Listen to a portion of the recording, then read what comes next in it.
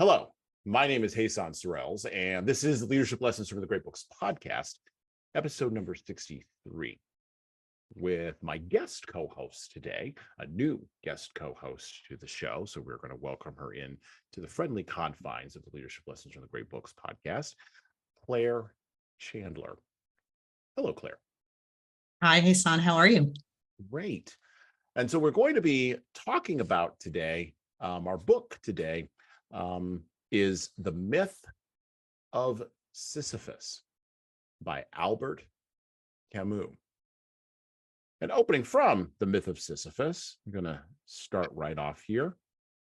An absurd reasoning, absurdity, and suicide. There is but one truly serious philosophical problem, and that is suicide. Judging whether life is or is not worth living amounts to answering the fundamental question of philosophy. All the rest, whether or not the world has 3 dimensions, whether the mind has 9 or 12 categories, comes afterwards. These are games. One must first answer. And if it is true, as Nietzsche claims, that a philosopher, to deserve our respect, must preach by example, you can appreciate the importance of that reply, for it will precede the definitive act. These are the facts the heart can feel, yet they call for careful study before they become clear to the intellect. If I ask myself how to judge that this question is more urgent than that, I reply that one judges by the actions it entails. I have never seen anyone die for the ontological argument. Galileo, who held a scientific truth of great importance, abjured it with the greatest ease as soon as it endangered his life. In a certain sense, he did right. That truth is not worth the stake. Whether the earth or the sun revolves around the other is a matter of profound indifference. To tell the truth, it is a futile question. On the other hand, I see many people die because they judge that life is not worth living. I see others paradoxically getting killed for the ideas or illusions that give them a reason for living. What is called a reason for living is also an excellent reason for dying. I therefore conclude that the meaning of life is the most urgent of questions. How to answer it? On all essential problems, I mean thereby those that run the risk of leading to death or those that intensify the passion of living, there are probably but 2 methods of thought, the method of La Police and the method of Don Quixote.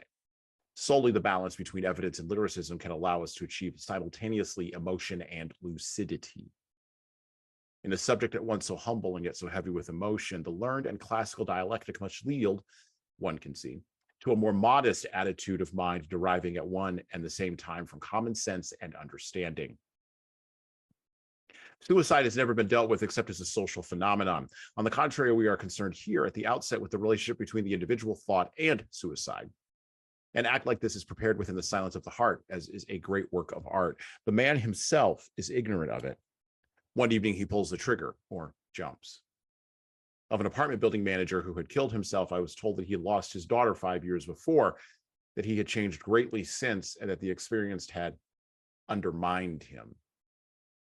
A more exact word cannot be imagined. Beginning to think is beginning to be undermined. Society has but little connection with such beginnings. The worm is in man's heart. That is where it must be sought. One must follow and understand this fatal game that leads from lucidity in the face of existence to flight from light.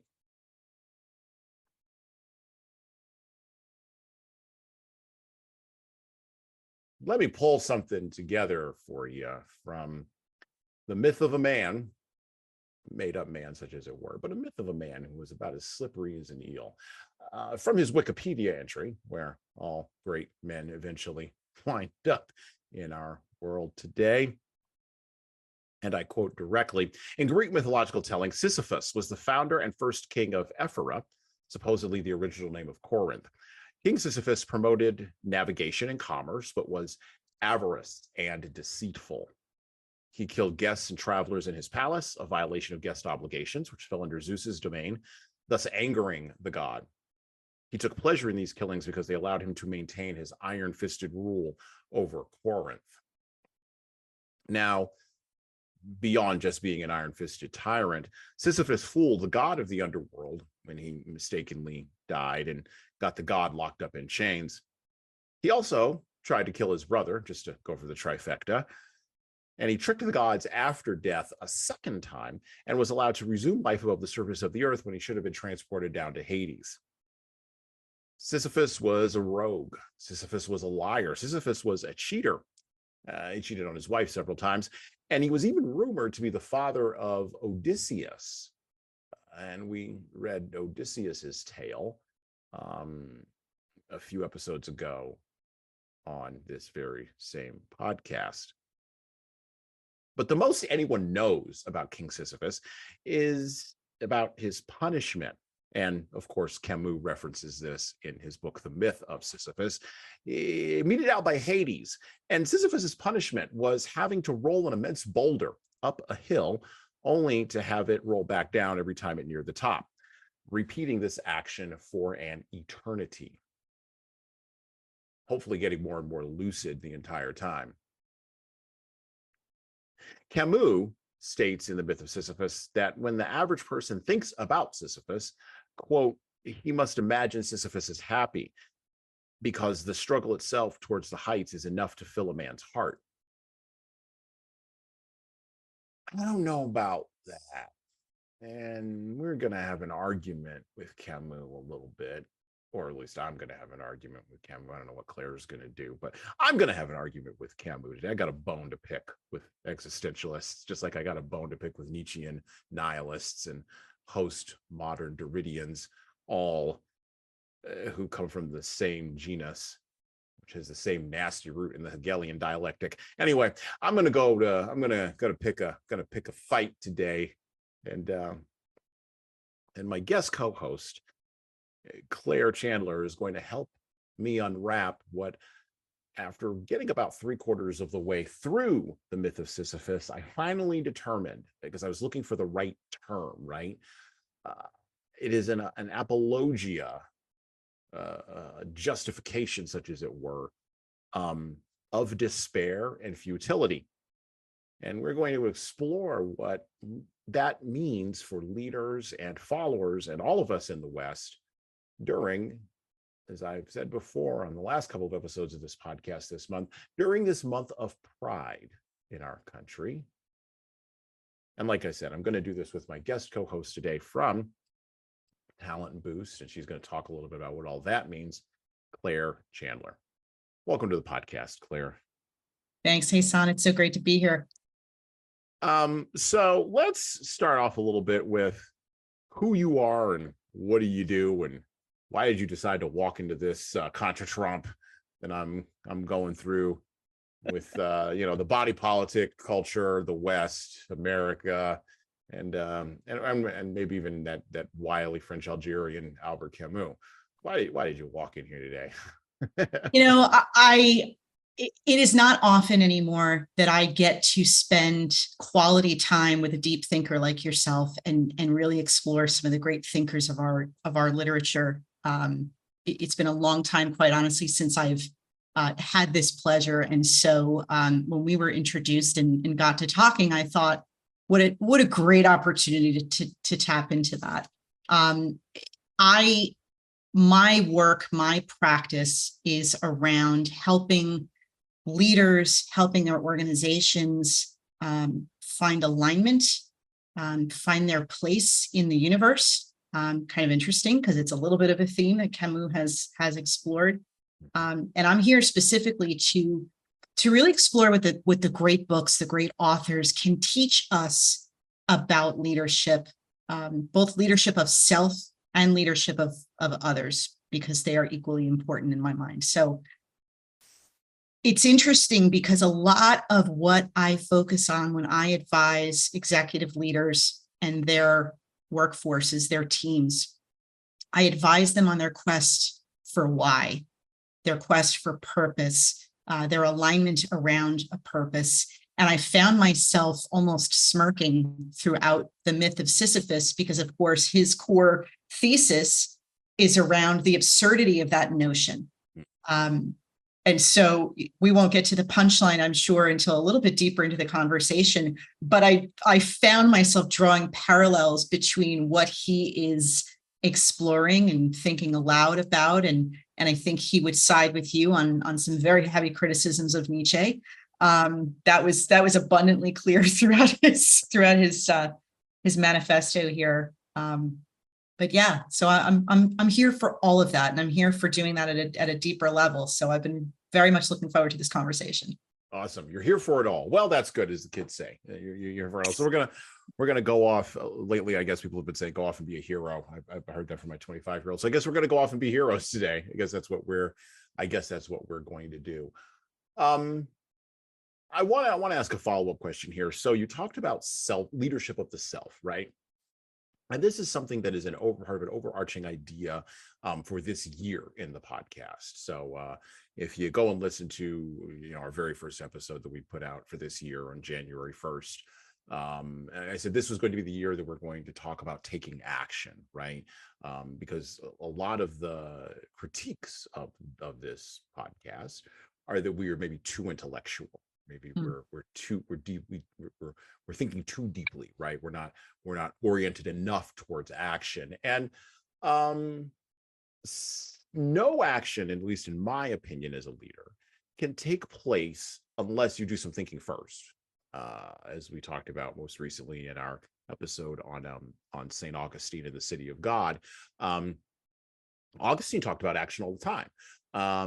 Matter of fact, the act of rhetoric and the act of argumentation was his action, right? But he was, of course, operating under a rubric of classical discourse, right? Not the same rubric we operate under. But what Augustine did so effectively was he cleaved and he clarified, right? He separated, he made clear, and he said, this is the way forward. In self-leadership, in order to take action in leading yourself, which I fundamentally believe, by the way, you have to do before you can lead others, it's incredibly important to be able to separate the wheat from the chaff, that's the cleaving, and to clarify what you're about, that quest for your why. Have you found that leaders struggle with doing that? Almost without exception, I have found that leaders struggle with that as they ascend to higher offices in leadership. I have found that they get further and further disconnected from what is at their core, and they start to look outward from themselves for what it means to be a leader. They seek to emulate. They seek to, when done wrong, they seek to mimic what they think of as the charismatic leader, the followable leader. And it is part of why I focus my work on what I do. It's to help them to reconnect to that. And it's interesting because this concept of leadership of self is a strong point of alignment with Camus in this work, I think, because one of his running themes is around the absurdity of looking for meaning outside of oneself and outside of the container that is this mortal life. Yeah. And I think he challenges all of us, and it's part of what I do to challenge leaders, although not as eloquently as Camus, to search for that meaning within themselves first, that true, authentic, genuine meaning. And while they are sorting that out, be happy anyway. Which I think is an undercurrent of this entire book. But I agree with you wholeheartedly that leadership of self has to precede leadership of others if you are truly to be a leader to be followed. I would question Camus' orientation, and I did this throughout the book, by the way. And he went on a whole rip, in the first part. We might cover a little bit of this today. By the way, as usual, as I always say, we will not be reading the whole book because there's no possible way we can. Go get your own copy of the Myth of Sisyphus and read it for yourself. Okay, now I've said the thing. I've said the disclaimer. He goes on an entire rip against Kierkegaard. Now,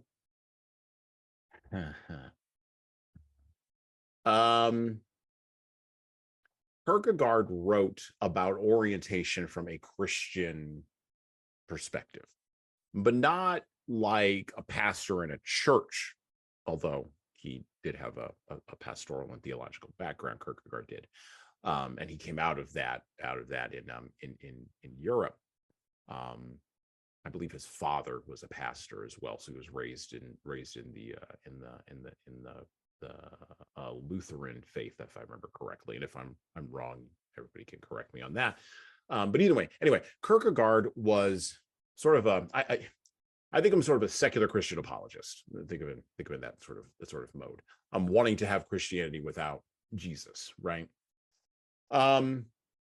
But what Kierkegaard talked about was the orientation, and that the orientation, before you could even find yourself, had to be outside of yourself, right? You had to look out, or not look out, look up, right?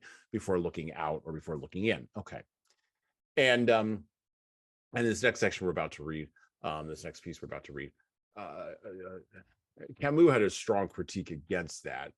A, because Camus was an atheist moralist, but also B, because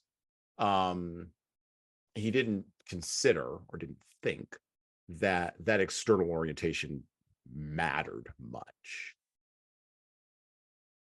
I disagree with Camus. I think the external orientation does matter. I think it matters quite a bit, because I take, Nietzsche would appreciate this. I take the Old Testament position that the heart is deceitful above all else. Who can know it? And so if you're constantly looking inside of yourself for the orientation for where you need to be, you're gonna miss your compass. And so I say all that as a preface to this follow-up question. In what ways have you seen? No, not in what ways. Are leaders more or less successful when they have the orientation first, and then they try to find themselves second? Or does it need to be reversed? Do they need to find themselves first, and then the orientation will come? So I think it's a little bit of a mixture of both, right? So there's this almost overly used phrase now, this concept of being the servant leader, right? Yeah.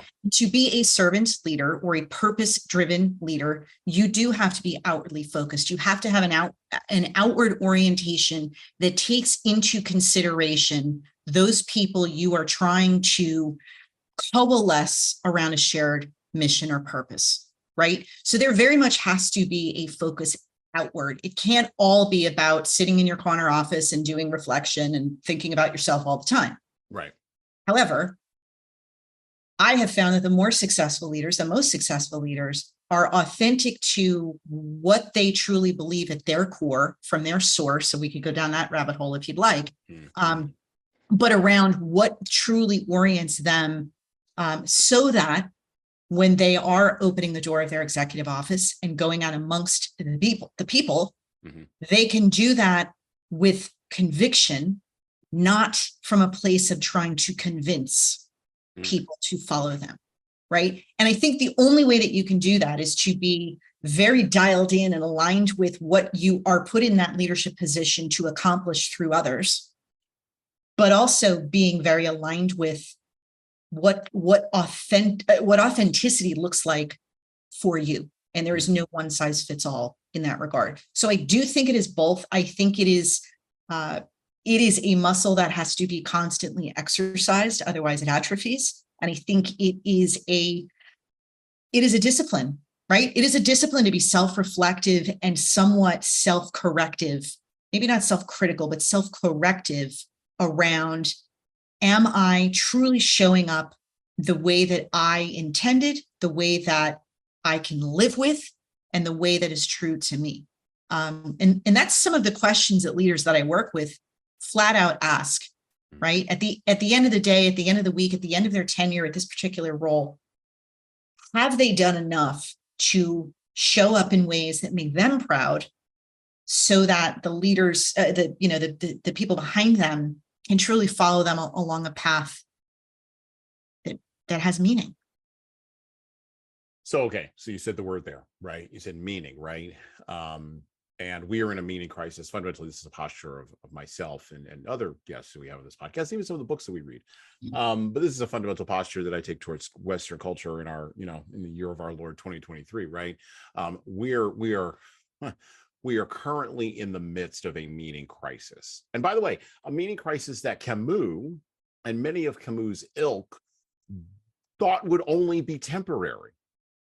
So we covered Thus Spake Zarathustra on the podcast. So we've read Nietzsche, and we've looked at the Gulag Archipelago, and in a future episode we are going to be exploring Viktor Frankl and Man's Search for Meaning.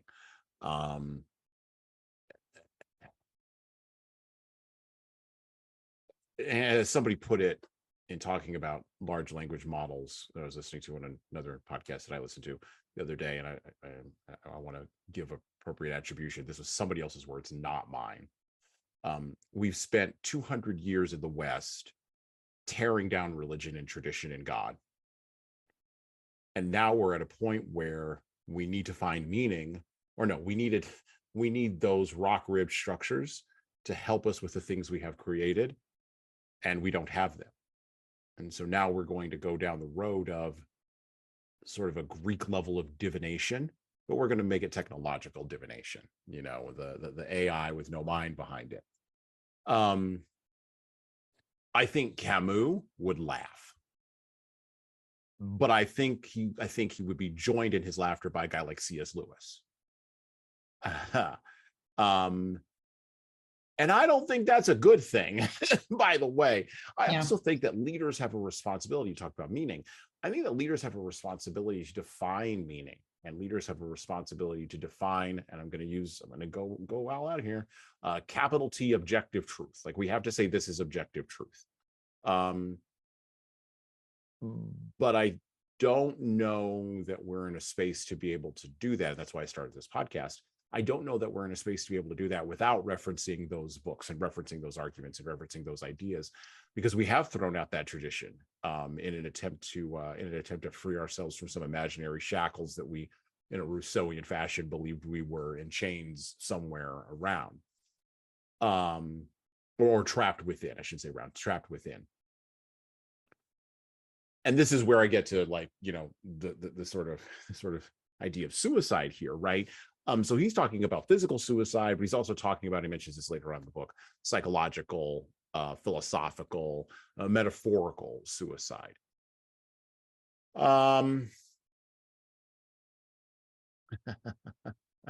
is my last question here.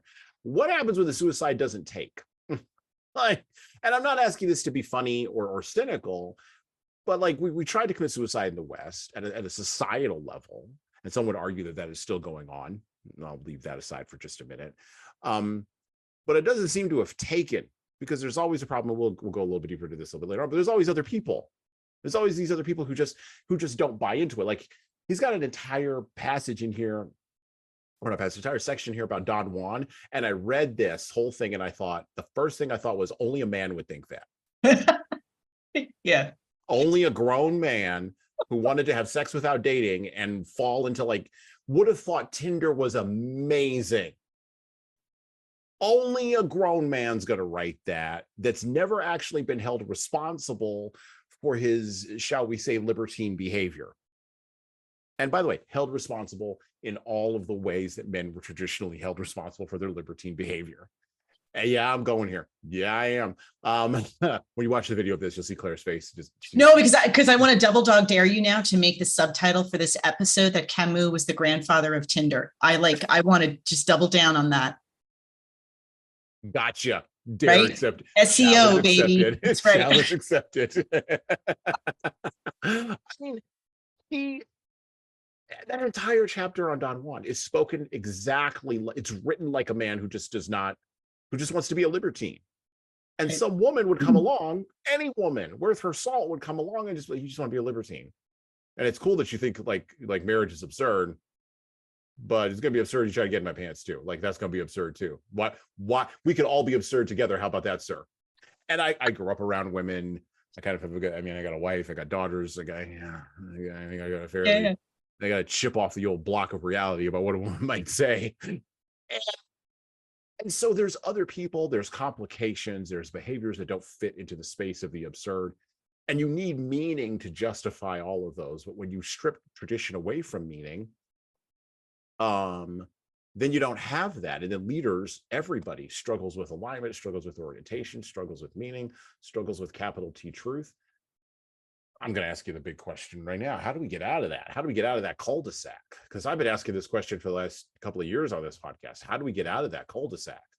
Yeah, so spoiler alert, I won't have a simple, easy button answer to that, because if I had, greater minds than I would have found it already. But this notion of suicide in all of its forms, it's interesting because when you said when suicide does not take. Yeah, when it doesn't take. And I'm reminded of people who were interviewed who failed at their suicide attempts, jumped off a bridge, were attempted to hang themselves or what have you. And almost in every case, they say the split second after they jumped, they regretted it. Yep. And we cannot verify that in those who succeeded, right? One of the lines in this book that I was so struck by comes on page 121, where Camus says he's basically fascinated, my word, not his, about what Sisyphus thinks of during his descent. Yeah. Yep. Right? After he has, for the umpteenth time, rolled that boulder up the hill, knowing that it will end the same way. What goes through his mind during the descent? Mm-hmm. And I'm fascinated by that, because I think for all of us, that is an extremely important existential question. Yeah. What goes through our mind during our failed attempts, right? And just a brief comment on this not even a notion, this reality of the teardown of our institutions in the West, of religion, of political parties. Please, let's not go there. Of all of these different things. And I think we stopped building. We started legislating. We started legislating religion. We started legislating what normal relationships look like. And we forgot how to be creators. And I think there's a very lengthy section of this book where Camus kind of explores what it means to be a creator versus somebody who is after conquest. And those being very different. And I don't want to jump ahead on your sort of where you want to go with this conversation, but I found that to be very interesting. And they were, in his view, at least my read of it, they were extremely different in terms of their approaches to this absurd life that we are all living in. Almost a generation later, Camille Paglia, the art critic, and the second wave feminist art critic, who's been spewed out of second wave feminism. They don't like her anymore. But she basically, coming from her book Sexual Personae, right, which I've been sort of working my way through and trying to figure out how to bring that to the podcast readers or podcast listeners and readers. She would agree with Camus on that, and she would lay the responsibility for that legislation of reality, which is really, quite frankly, management speak for reality, at the feet of the French deconstructionists, who would righteously claim the Derridians, the Roland Barthes kind of the grandfather of them, but the Derridians, the Foucaultians, would loudly proclaim that they are the righteous disciples of Camus, and maybe a little bit of Sartre, but more like Camus, and that they were just bringing his project to its logical end. Except the problem is, when you deconstruct everything down to its smallest microbial level, or you legislate it or management speak it down to its smallest microbial level, that's not leadership. And deconstructionists, which is the moment that we are at the end of, I think, right now in the West, we're at the end. We've gotten as far as deconstruction can go. I mean, when we're at the moment of deconstructing what gender roles and gender norms that have never had to have been ever explained ever to anybody, when we're at the end of sort of opening that door, and we are at the end of it, by the way, which we're going to open up the door to transhumanism next after that. And that's going to be a whole other kettle of fish. That's going to be a fun game for everybody in the West. That's coming up next, around the corner, next 5 to 10 years. But once you deconstruct everything, then you have to start building something, right? Otherwise, and this is why, again, we explore books on this podcast. You're going to have to hit the bedrock at a certain point. And every time I ever challenge a deconstructionist or a postmodern thinker to tell me what the end game is, there is never an end game. They act as if they've never thought of the question before. And this is where then I immediately turn the corner and I go, well, then you're just Hegelian Marxists, and there's never enough revolution, and you'll just revolt until you're done. And the revolution always eats its own children. And so why are you surprised when you're eaten? But invariably, the postmodernists are always shocked. Bill Maher is surprised that people have turned on him.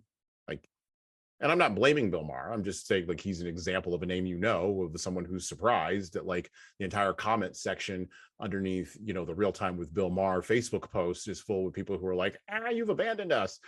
When all he's asking about Elon Musk is, hey, should we really be worried about this, like, free speech thing? Like, that's classic liberalism. And yet he's out because revolutions always eat their own children. Mm-hmm. So, I'm in a battle against, I'm in a forward battle against deconstructionism. I'm in a forward battle against postmodernism, because I think we've reached the logical end of that nonsense, and we do have to go to building. Legislation isn't going to get us where we need to go.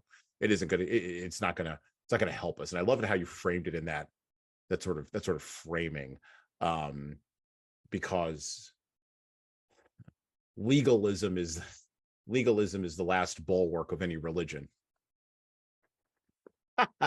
Well, so let me go you one better, because that image of tearing down until you get to bedrock. Yeah. What if there is no bedrock? What if there's nothing at the end? What if the suicide doesn't take? Right. And exactly. And so I don't, I think there's bedrock fundamentally, but I believe that we've lost the ability, the cultural courage collectively to say that there is a bedrock there. And you saw this a lot in the writing of, but I always reference her because she was the most clear-eyed, other than maybe Hunter Thompson, was the most clear-eyed writer on this in the later part of the 20th century. Joan Didion documented all of this. And she documented it, talking about despair. She documented it from the perspective of, she particularly writes about this in Slouching Towards Bethlehem. I wrote these essays because I had the distinct impression that my writing didn't matter. And anybody who's a creative struggles with that.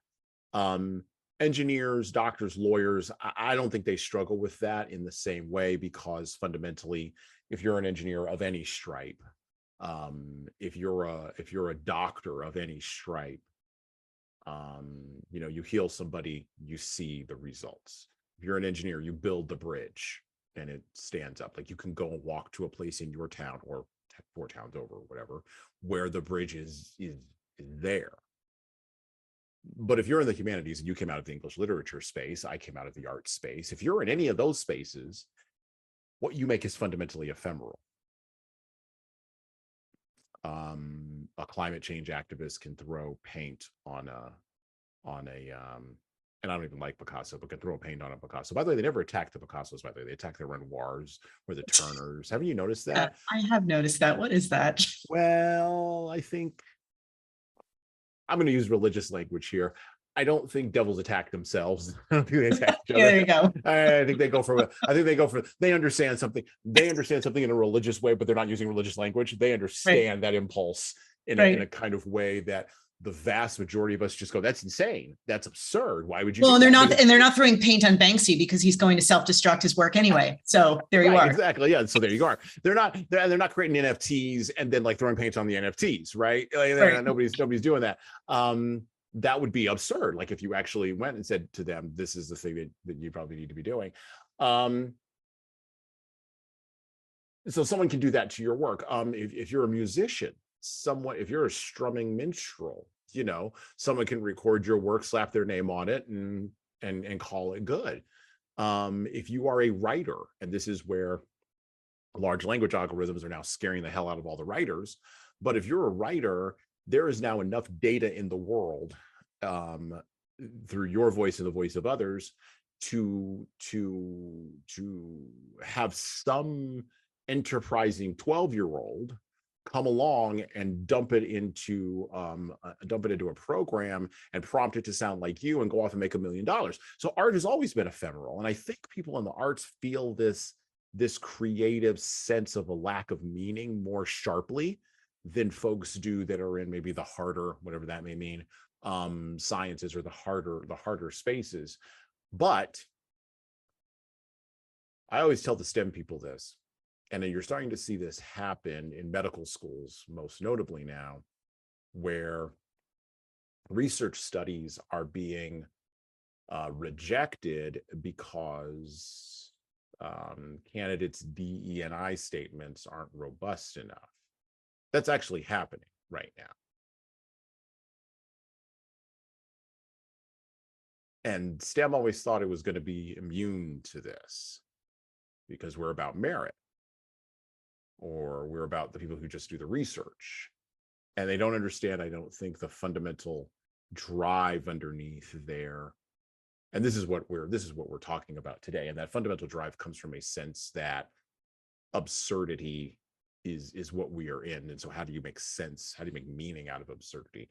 What do you do if the bedrock is just absurd? And that's where I depart from Camus, because I don't think everything is absurd. It can't be. Otherwise, why are you going to making a relationship with this woman? Right. I would go to Camus directly. I'd be like, why are you making a relationship with this woman then?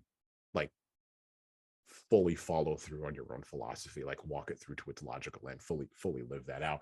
But the courage to actually live that out is very difficult. And by the way, he talks about this in the book. So yeah, that's me waving the book around, folks. Back to the book. Back to The Myth of Sisyphus by Albert Camus. As usual, I do reference what edition I am reading from. Actually, Claire and I are reading both from the same edition. So reading from the Vintage International edition, a division of Penguin Random House, from Vintage Books. Myth of Sisyphus is copyright 1955 and then was renewed by Alfred A. Knopf in 1983. And so it is a great edition, actually. It's almost an art piece with the cover and everything. They did a really good job. It was printed in Italy, so I really like that.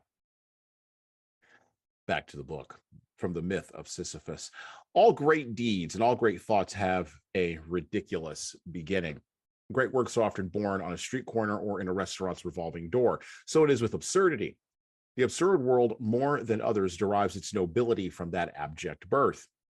In certain situations, replying nothing when asked what one is thinking about may be pretense in a man. Those who are loved are well aware of this. But if that reply is sincere, if it symbolizes that odd state of soul in which the void becomes eloquent, in which the chain of daily gestures is broken, in which the heart vainly seeks the link that will connect it again, then when it is as it were the first sign of absurdity. It happens that the stage set collapses, rising streetcar, 4 hours in the office or the factory, meal, streetcar, 4 hours of work, meal, sleep, and Monday, Tuesday, Wednesday, Thursday, Friday, and Saturday, according to the same rhythm. This path is easily followed most of the time. But when one day the why arises and everything begins, that weariness tinged with amazement begins. This is important. Weariness comes at the end of the acts of a mechanical life, but at the same time, it inaugurates the impulse of consciousness. It awakens consciousness and provokes what follows. What follows is the gradual return to the chain, into the chain, or it is the definitive awakening. At the end of the awakening comes, in time, the consequence, suicide or recovery. In itself, weariness has something sickening about it. Here I must conclude that it is good, for everything begins with consciousness and nothing is worth anything except through it. There's nothing original about these remarks, but they are obvious. That is enough for a while during a sketchy reconnaissance in the origins of the absurd. Mere quote unquote anxiety, as Heidegger says, is at the source of everything. Likewise, and during every day of an unillustrious life, time carries us. But a moment always comes when we have to carry it. We live on the future, tomorrow, later on. When you have made your way, you will understand when you are old enough. Such irrelevancies are wonderful, for after all, it's a matter of dying. Yet a day comes when a man notices or says that he is 30. Thus he asserts his youth. But simultaneously, he situates himself in relation to time. He takes his place in it. He admits that he stands at a certain point on a curve that he acknowledges having to travel to its end. He belongs to time, and by the horror that seizes him, he recognizes his worst enemy. Tomorrow, he was longing for tomorrow, whereas everything in him ought to reject it. That revolt of the flesh is the absurd.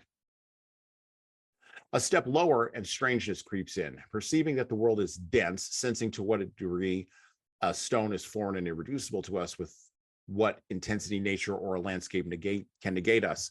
At the heart of all beauty lies something inhuman, and these hills, the softness of the sky, the outline of these trees at this very minute, lose the illusory meaning with which we had clothed them, henceforth more remote than a lost paradise.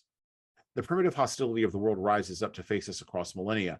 For a second, we cease to understand it, because for centuries we have understood it solely in the images and designs that we had attributed to it beforehand, because henceforth we lack the power to make use of that artifice. The world evades us because it becomes itself again. That stage scenery masked by habit becomes again what it is. It withdraws at a distance from us, just as there are days when under the familiar face of a woman, we see as a stranger her we had loved months or years ago. Perhaps we shall come even to desire what suddenly leaves us so alone.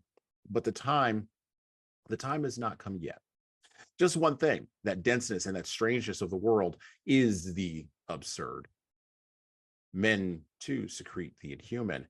At certain moments of lucidity, the mechanical aspects of their gestures, their meaningless pantomime makes silly everything that surrounds them. A man is talking on the telephone behind a glass partition. You cannot hear him, but you see his incomprehensible dumb show. You wonder why he is alive. This discomfort in the face of man's own inhumanity, this incalculable tumble before the image of what we are, this nausea, as a writer of today calls it, is also the absurd. Likewise, the stranger who at certain seconds comes to meet us in a mirror, the familiar and yet alarming brother we encounter in our own photographs, is also the absurd. Albert Camus was born in colonial French Algeria in 1913 and died in France in a car accident, a life cut short, I would assert, in 1960. He was part of the generation of people that were born just on the cusp of the horrors of World War I. Actually, he lost his father in World War I. And he wound up being part of that generation that was old enough to experience the moral and ethical disintegration in real time of Europe between the first European Armageddon moment and the second one that came in World War II.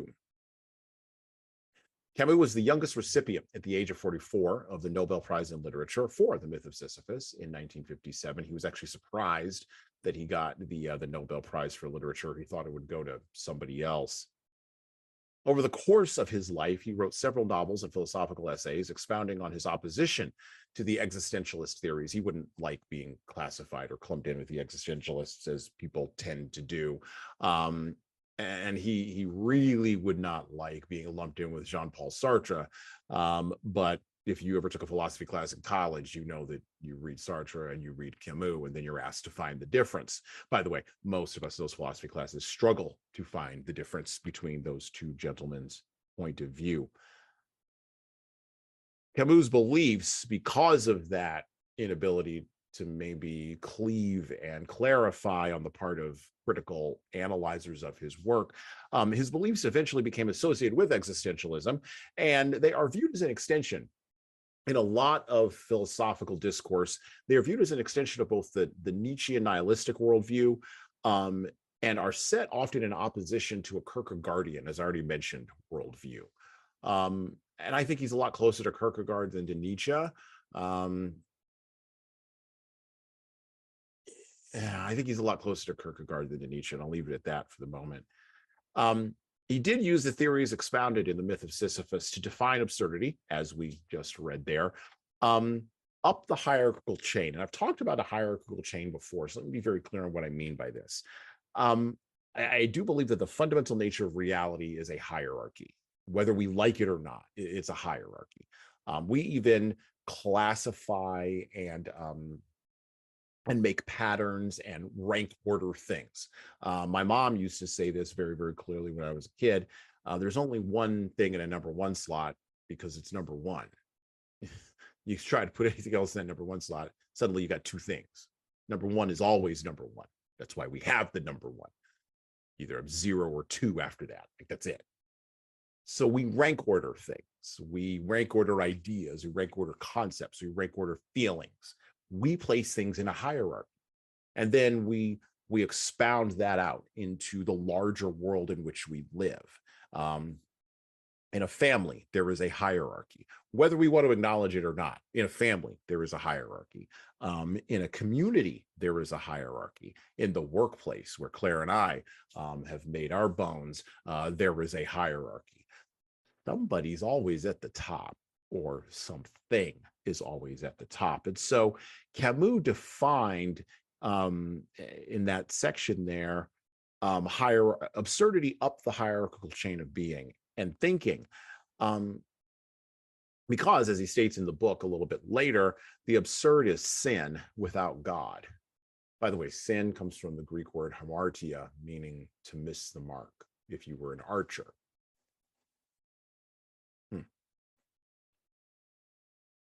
However, as we already mentioned a little bit previously in our previous little jog here, one of the problems with viewing the world through an absurd lens is that when people begin to live out this type of absurdity, there's other people in the world. Other people with their hierarchies start to push on you, and they start to make demands on you. And then individual activity gives rise to leadership that leads its followers to the clearing, hopefully leads its followers to the clearing at the end of the path of absurdity. Now, I think that path is long. I think that path has been trammeled for the last 120 years, and some folks would say close to 200. And I do think we are at the clearing at the end of that path. But I think we do have to deal with this absurdity piece. And the reason why I bring up Camus' biography is because I do believe fundamentally that people are shaped by the times in which they are born. For Camus and for everyone in his generation, all the worst parts of the Bible showed up all at one time. And writing in the rubble of World War II, writing in the eclipse of the horrors of the Nazi concentration camps, writing in the ambiguity of having to make a deal with gulag-based communism, which, by the way, every intellectual in Europe knew what Stalin was doing. They just didn't have the guts to call him out. Writing in the twilight of the horror of 2 nuclear weapons being dropped on Hiroshima and Nagasaki. Writing at the end of all of that shapes you. It shapes how you view the world. And so when all the apocalypses show up all at one time and just continue to keep showing up, what's the appropriate response to that? And so Camus, I think, came to this theory of absurdity because of the times he was in. As we all do, by the way. So, Claire, what struck you most about Camus' approach to absurdity in the myth of Sisyphus? One of the lines in the passage you just read that I had highlighted in my reading was this notion that the why arises and everything begins. Yes. Which I appreciate coming from Camus, who sort of then takes us on a journey where we should stop looking for meaning, right? Mm-hmm. But I do think, even given the time in which he was writing this, and the time through which he was living, and what framed his worldview, this is where he diverges from Sartre, his buddy and his frenemy, right? Yeah. Because Sartre, who so cleverly quipped in No Exit, hell is other people, right? Camus, despite what he lived through, despite what he observed, despite the impact of that world and those Armageddon moments that you spoke of, had on his own life and his own family, and his own experience and his own potential lifespan, he is not an isolationist. No. He, in fact, says, acknowledges that in our perhaps absurd quest for meaning, we are going to go out and interact with other people and therefore amplify our search for meaning, which perpetuates the absurd, okay, arguably. But he never once gets fatalistic about what other people bring to the equation and what other people bring into the conversation. And I think that is a big point of divergence from Sartre. So that fatalism, that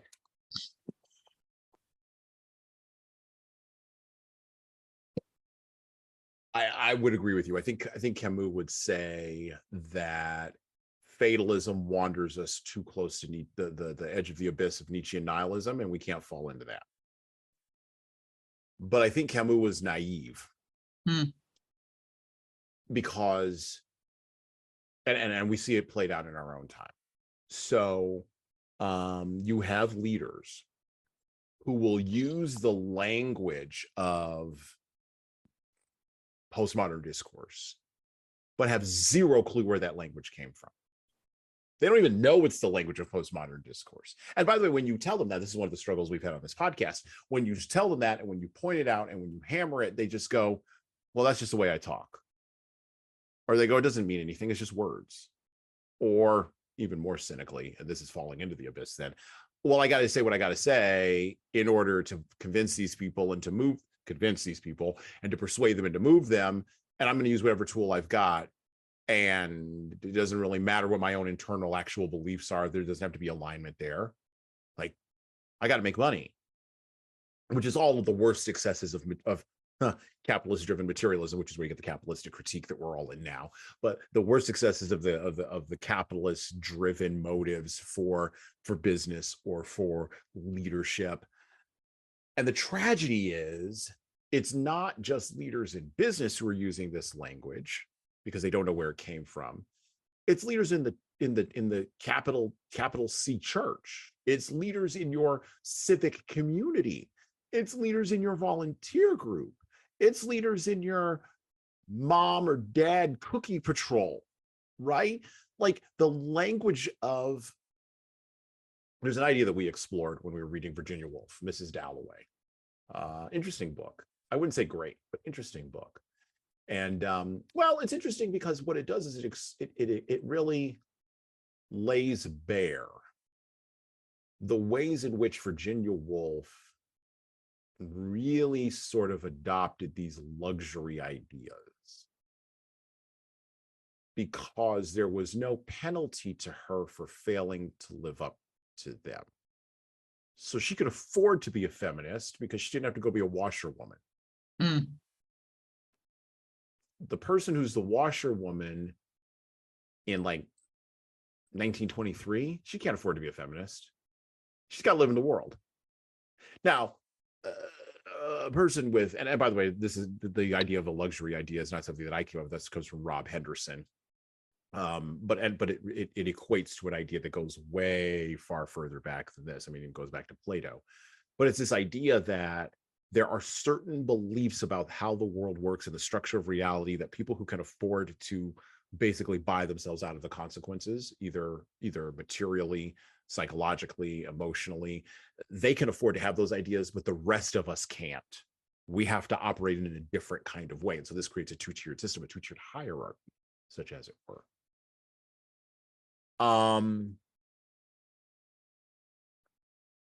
That fatalism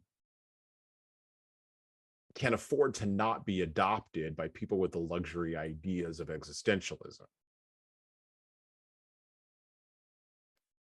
Because it's not going to kill them one way or the other if existentialism works out or doesn't. It's not going to hurt them. They're going to buy their way out of it. But the rest of it, by the way, the person I'm thinking of right now is the person who's in like the Ivy League philosophy class, who's a trust fund kid. I may have gotten into that Ivy League school on a scholarship, but I got to go get a job. I got to hustle, kiddo. I can't afford to like be like, oh, it doesn't really matter. No, like if you're telling me that it doesn't matter, then I'm going to immediately go to fatalism. Or if you tell me that the search for absurdity is absurd in and of itself, then I'm going to get into a cul-de-sac of despair. But I still have to eat. I still have to pay my rent, right? And so it creates this cynical sort of fatalism in society and culture. And I think this is a lot of what we're battling against. One of the things that strikes me, and I'll frame this as a follow-up question, one of the things that strikes me about our culture is more and more leaders seem to be, and this is why I have my poster up here behind me from the Megamind movie. And those of you who watch this on the video, you'll see the poster. Those of you who will listen to the audio, I have the poster of the villain from Megamind, who's actually the hero in that movie, and it's the Barack Obama. it's drawn in the Barack Obama colors. And instead of it saying yes you can, underneath it says no you can't. My kids got it for me for a Christmas gift because they were like, "What do you want for Christmas?" And I was like, I was watching Megamind at the time. I love that movie, and I saw a whole series of those posters as he's like running down a street, and I paused it because my kids are always struggling for what to get me because I can buy whatever I want. I don't need anything. I'm good. I'm good on the material goods. I don't really need anything. But I paused it and I went, that would be really cool if you could find that. And they did. They went and found it. And so I have it hanging up behind me in the video. But it does. It says, no, you can't. And it's this cynical, ironic sort of push against the whole idea of hope and change, which I always thought was just a marketing ploy.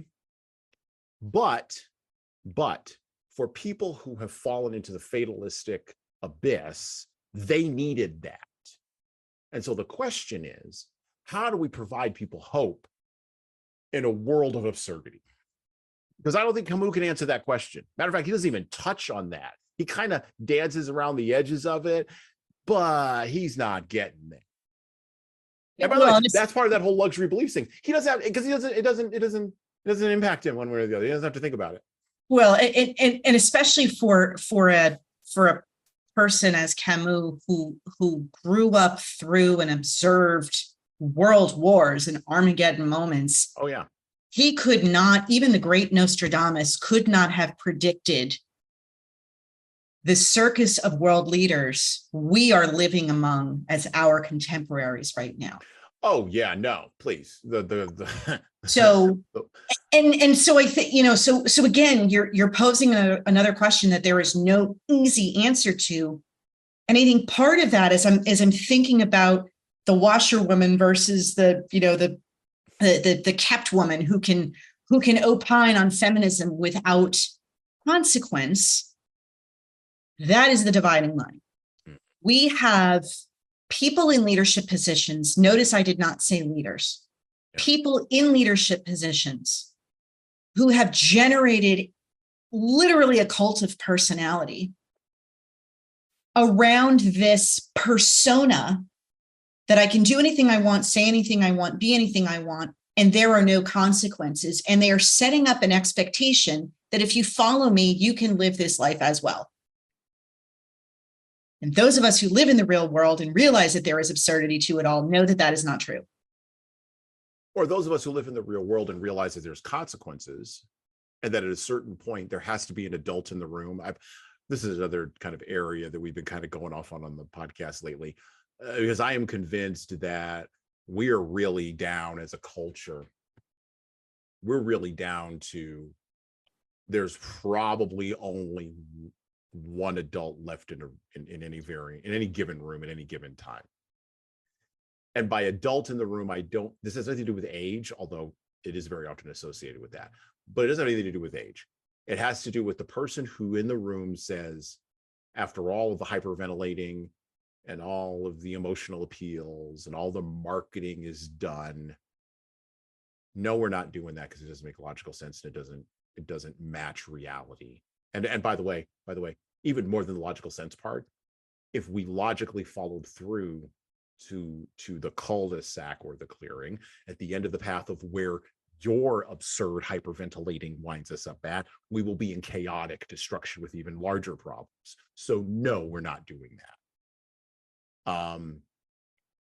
You saw this in, I think most notably in culture, in the total and utter collapse of whatever the heck the Black Lives Matter movement was. Whatever the heck that was.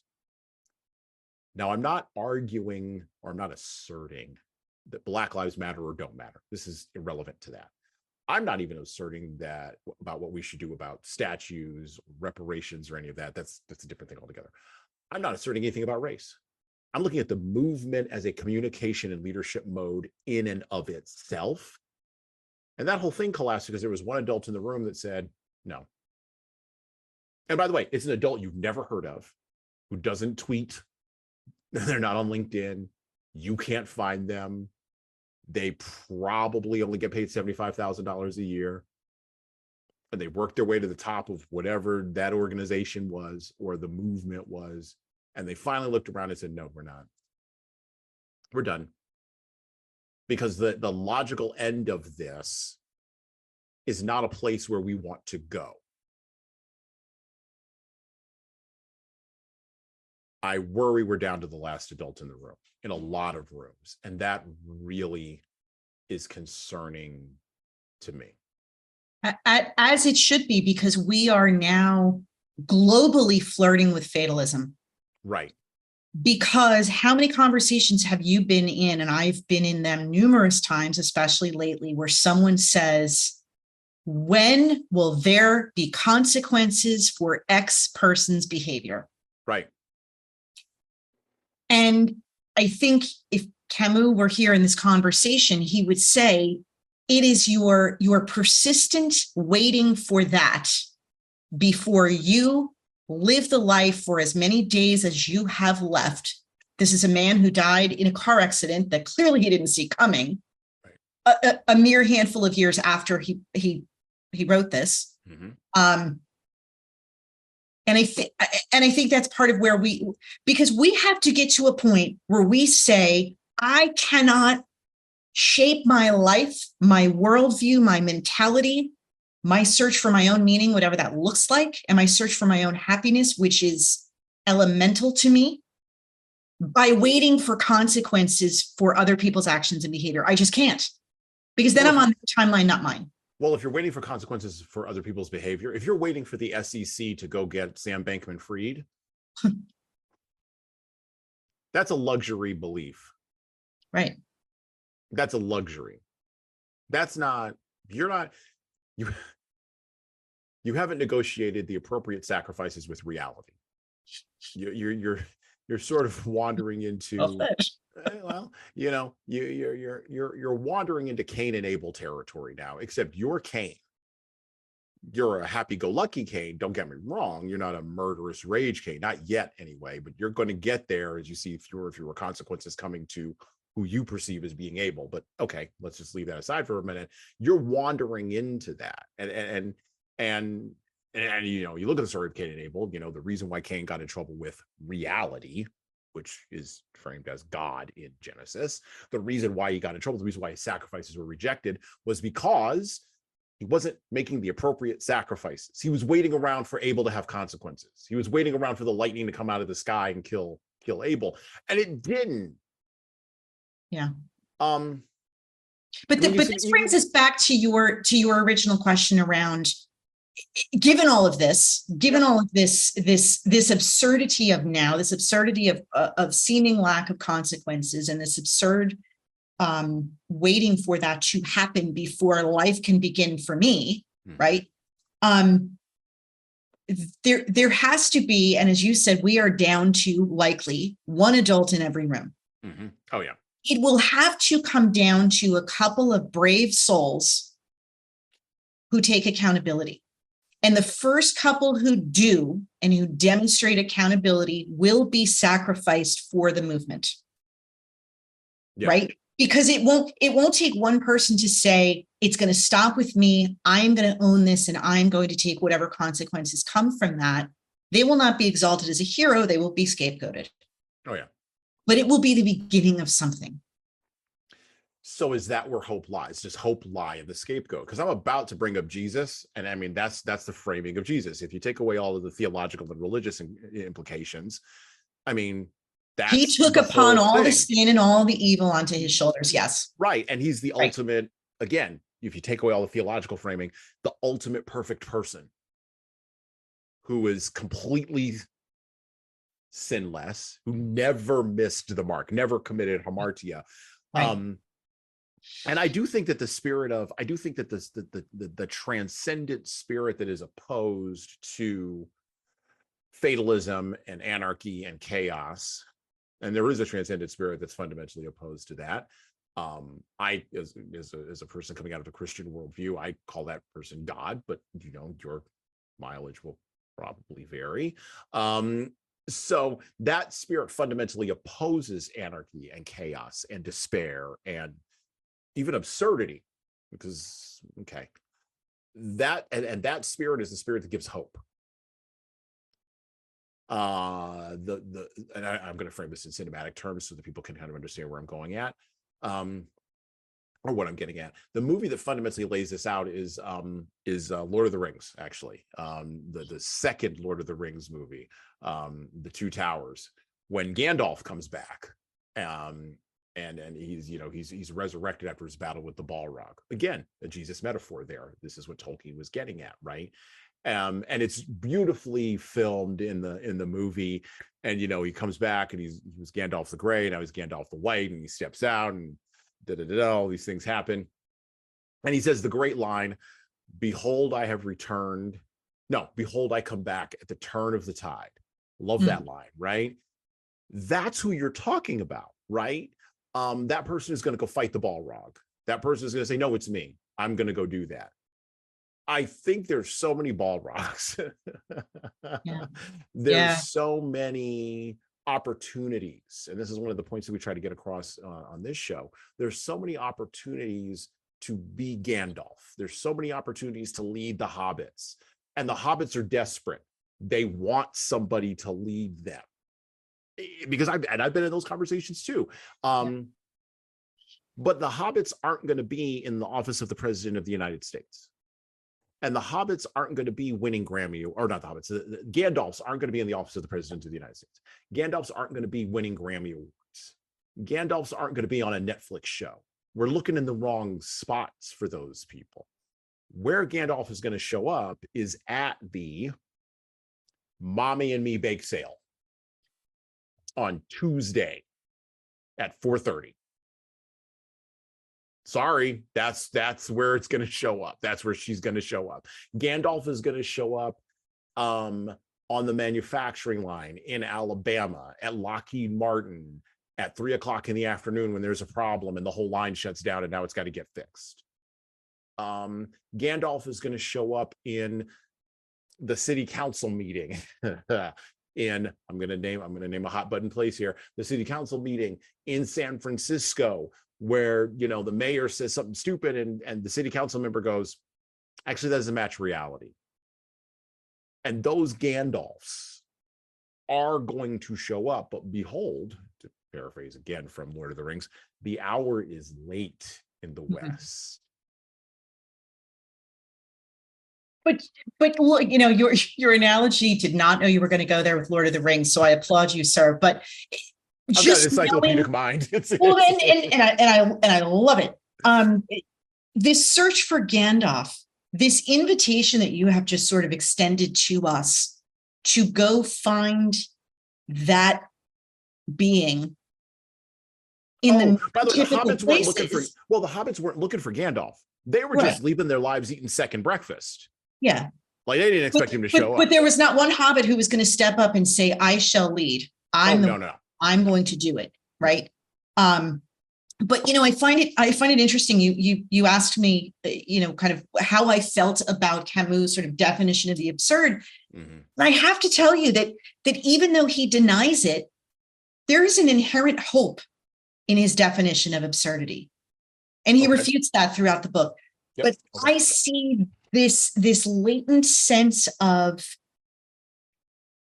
yes, acceptance that your life is within this container. And if you're waiting for the afterlife to give meaning and purpose to you, you've missed it. But I think there's this inherent optimism purely because he denounces suicide as an acceptable choice if there truly is no meaning. He doesn't say, "Listen, what you need to get across if you learn nothing else from my book is there is no meaning in life. There's no promise of an afterlife, so you might as well just end it." He's not fatalistic. He is saying, if this is all there is, be happy anyway. Because it is not the hope of finding joy, of finding some reason, some potential that you're going to meet Gandalf, enough to keep us from taking the leap. I mean, you think of Sisyphus, what causes him, other than he is eternally damned to do this, what causes Sisyphus on the descent every single time to go back to that boulder? But Sisyphus is a tyrant and a deceiver. He's a He liar had, from yes, he was a yes. liar from the beginning. I mean, he's the absurd hero who has consequences. He was, right? I think of Edgar's song in King Lear, which was then turned into the Robert Browning poem, The Child Roll into the Dark Tower Came. And one of the first lines in that poem, which by the way is also used as the basis for Stephen King's The Dark Tower series, which again winds up in absurdity at the end. Spoiler alert, there's 7 books. You go ahead and have a good time with that now. But but the first line in that poem, in the Robert Browning poem, is, my first thought was he lied in every word. And when I think about Sisyphus, I think about that. And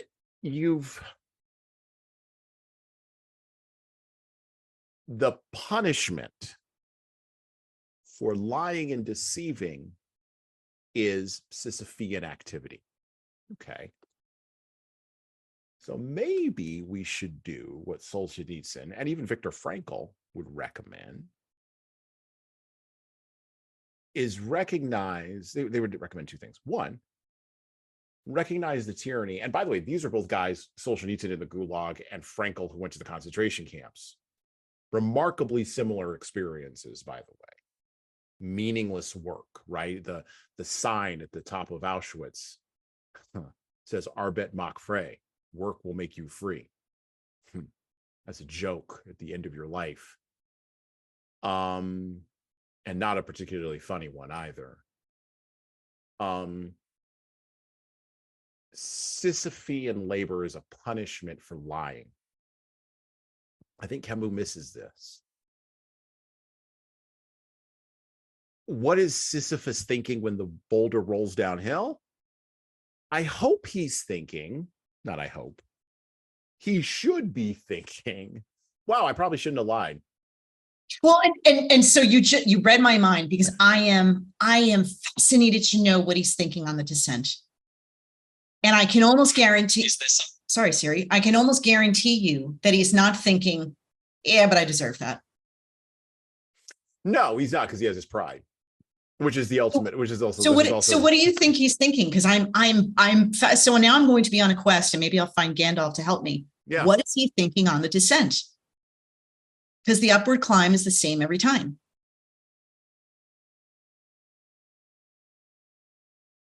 I think he's thinking the same thing that anybody who engages in Sisyphean labor thinks. I'll get it the next time. That sounds pretty hopeful. It does, right? Now, that again, that labor is a punishment, right? So like I said, there's what he should be thinking.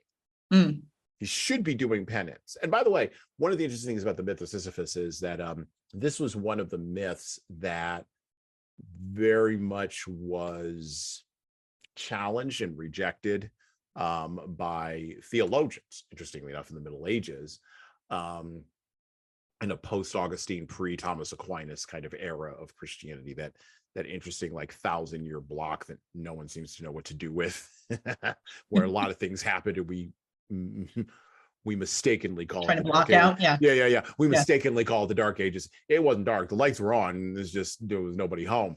At least not in Europe anyway. No, that's terrible. There were a lot of things going on, and actually, it was socially and psychologically and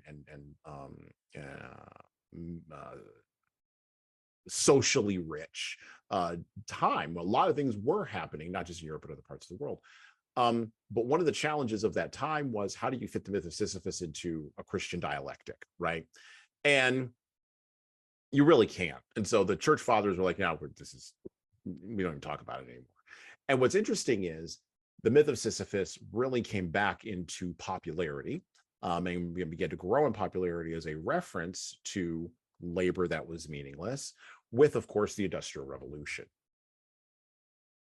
Because there's nothing more Sisyphean, at least from a cultural critic's perspective, there's nothing more Sisyphean than standing on an assembly line in Alabama, putting together a plane part.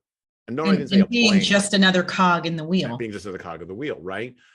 But the problem is, that's a luxury belief, because you go and you talk to that person in Alabama and you leave your whatever behind. You go and talk to that person, they're not getting meaning from the Sisyphean labor. They're getting meaning from their family, from their social life, from their spiritual life. They're getting meaning from all these other places. They're getting meaning from their community. They're getting meaning from their habits. They're getting meaning, from love.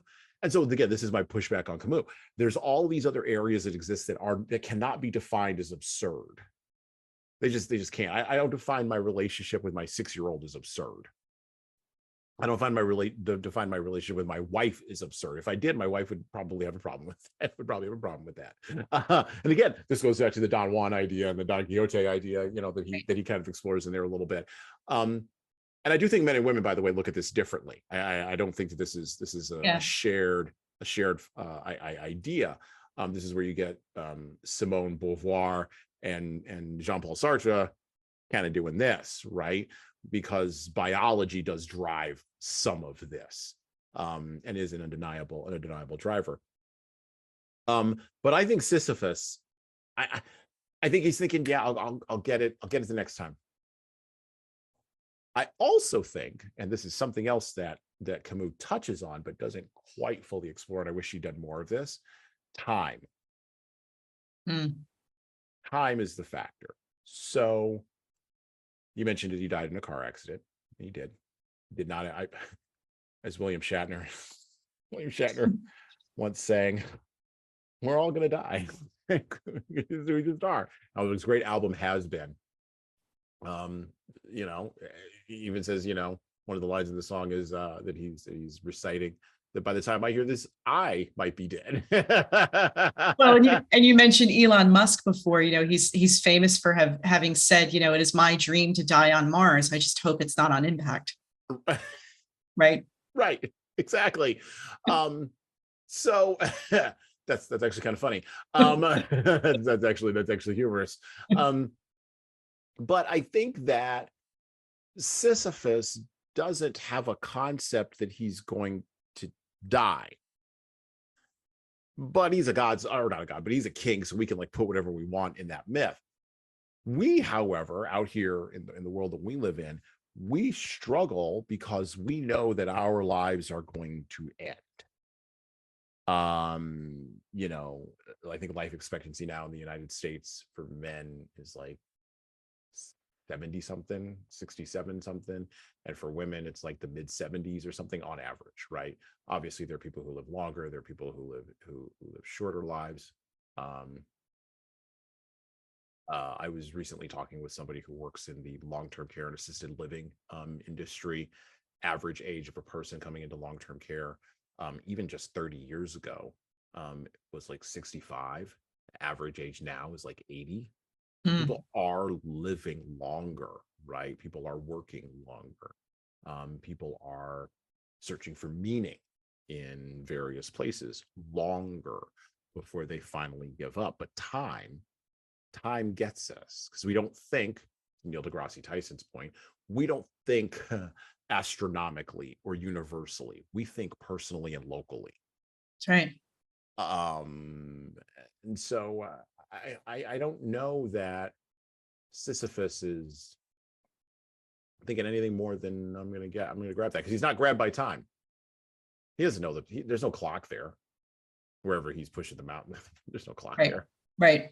So did that give him hope? I don't know. I think it gives him persistence. Yeah. Hope is something else, though. So Yeah. anyway, we're pulling it apart. We're breaking it down.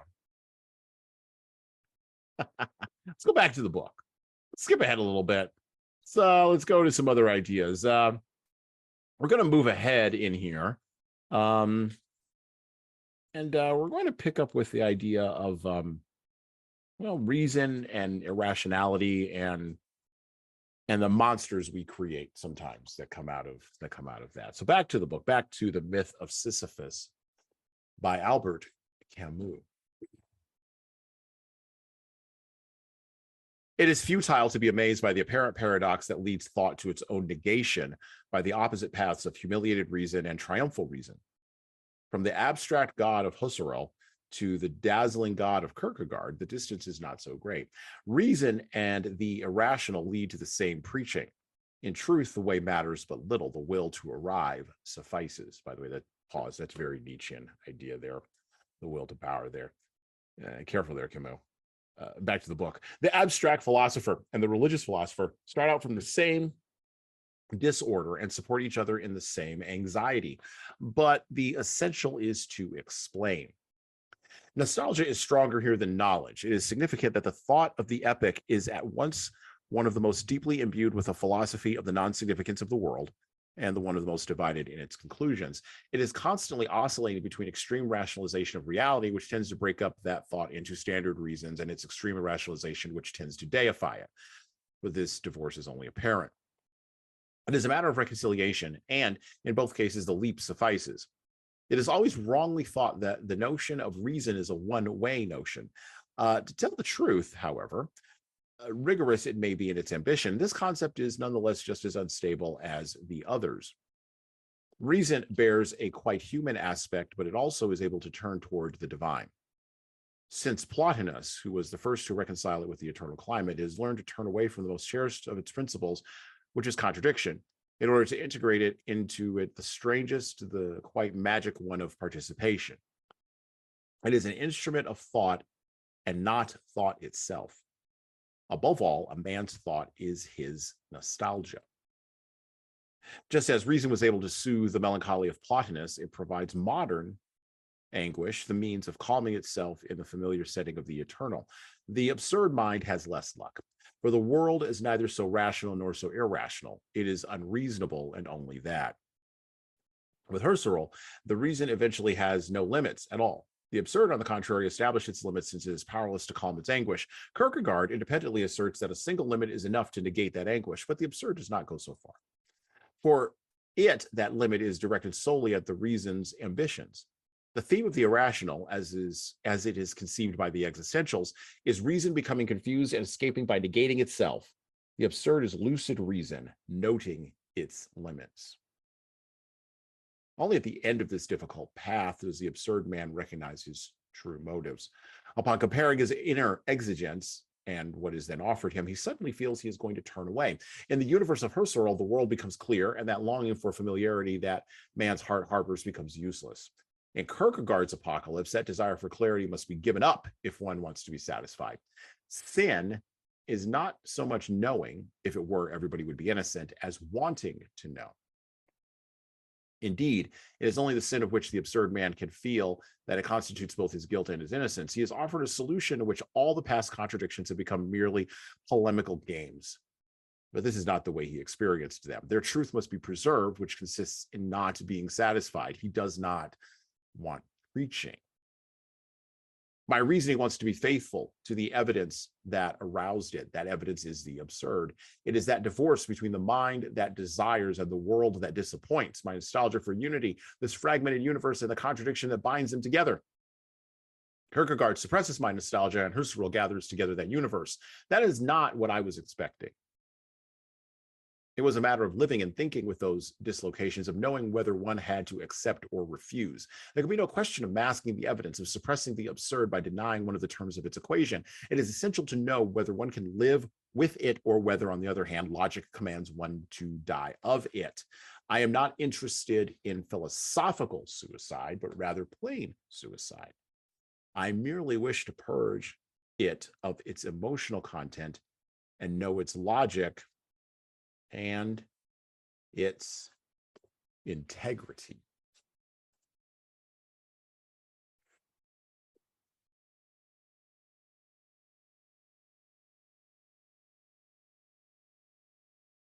Okay. At this moment, I think of mystical poet. Now bought poetry twice on the podcast. That's pretty good. That's pretty good. Pretty good record. Usually it's only once. But I think of a mystical poet from the late 19th century, a guy you would know, a guy named Edgar Allan Poe. And by the way, we're going to have a link to a version of Edgar Allan Poe's poem here, which I'm about to quote from The Raven, from that great absurd show. It was on in the late 90s that I used to watch, and it came on just before Batman, the animated series. And then my grandma would kick us off the television and watch Oprah. But Tiny Toon Adventures, I loved that show. So I'm gonna clip, or not put clip, but I'm gonna put the clip of the video version of this poem in the show notes here. But the poem is Edgar Allan Poe's The Raven. And I quote from The Raven: "Open here I flung the shutter, when with many a flirt and flutter, in there stepped a stately raven of the saintly days of yore. Not the least obseance made he, not a minute stopped or stayed he, but with mien of lord or lady, perched above my chamber door, perched upon a bust of Pallas just above my chamber door, perched and sat, nothing more.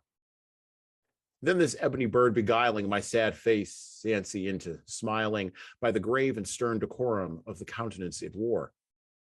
Though thy crest be shorn and shaven, thou, I said, art sure no craven, ghastly grim and ancient raven wandering from the nightly shore.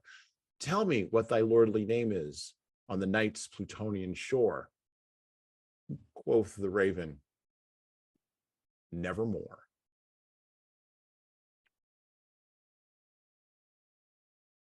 Ravens are carrion birds, just like eagles.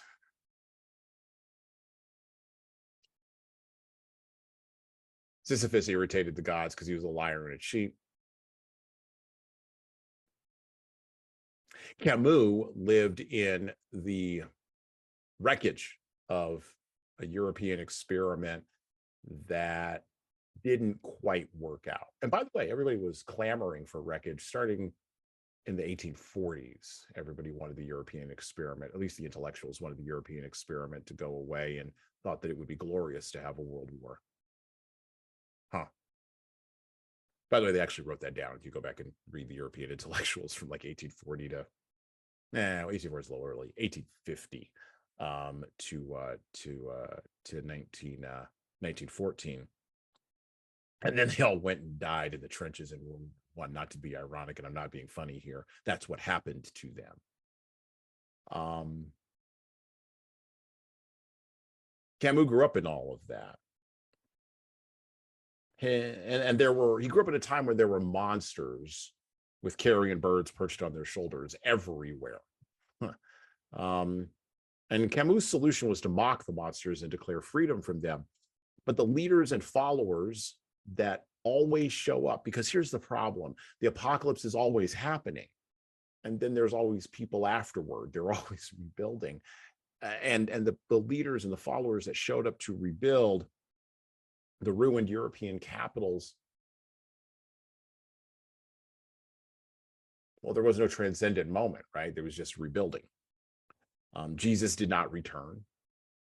And to make matters even worse for Camus and folks of his thought process, his ilk, his decorum, such as it were, his countenance, the United States came to social political dominance, much to everybody's chagrin in Europe. And at that point, I guess from Camus' perspective, living in absurdity looked like a distinctly European solution to the distinctly European problem of a lack of identifiable sources of meaning.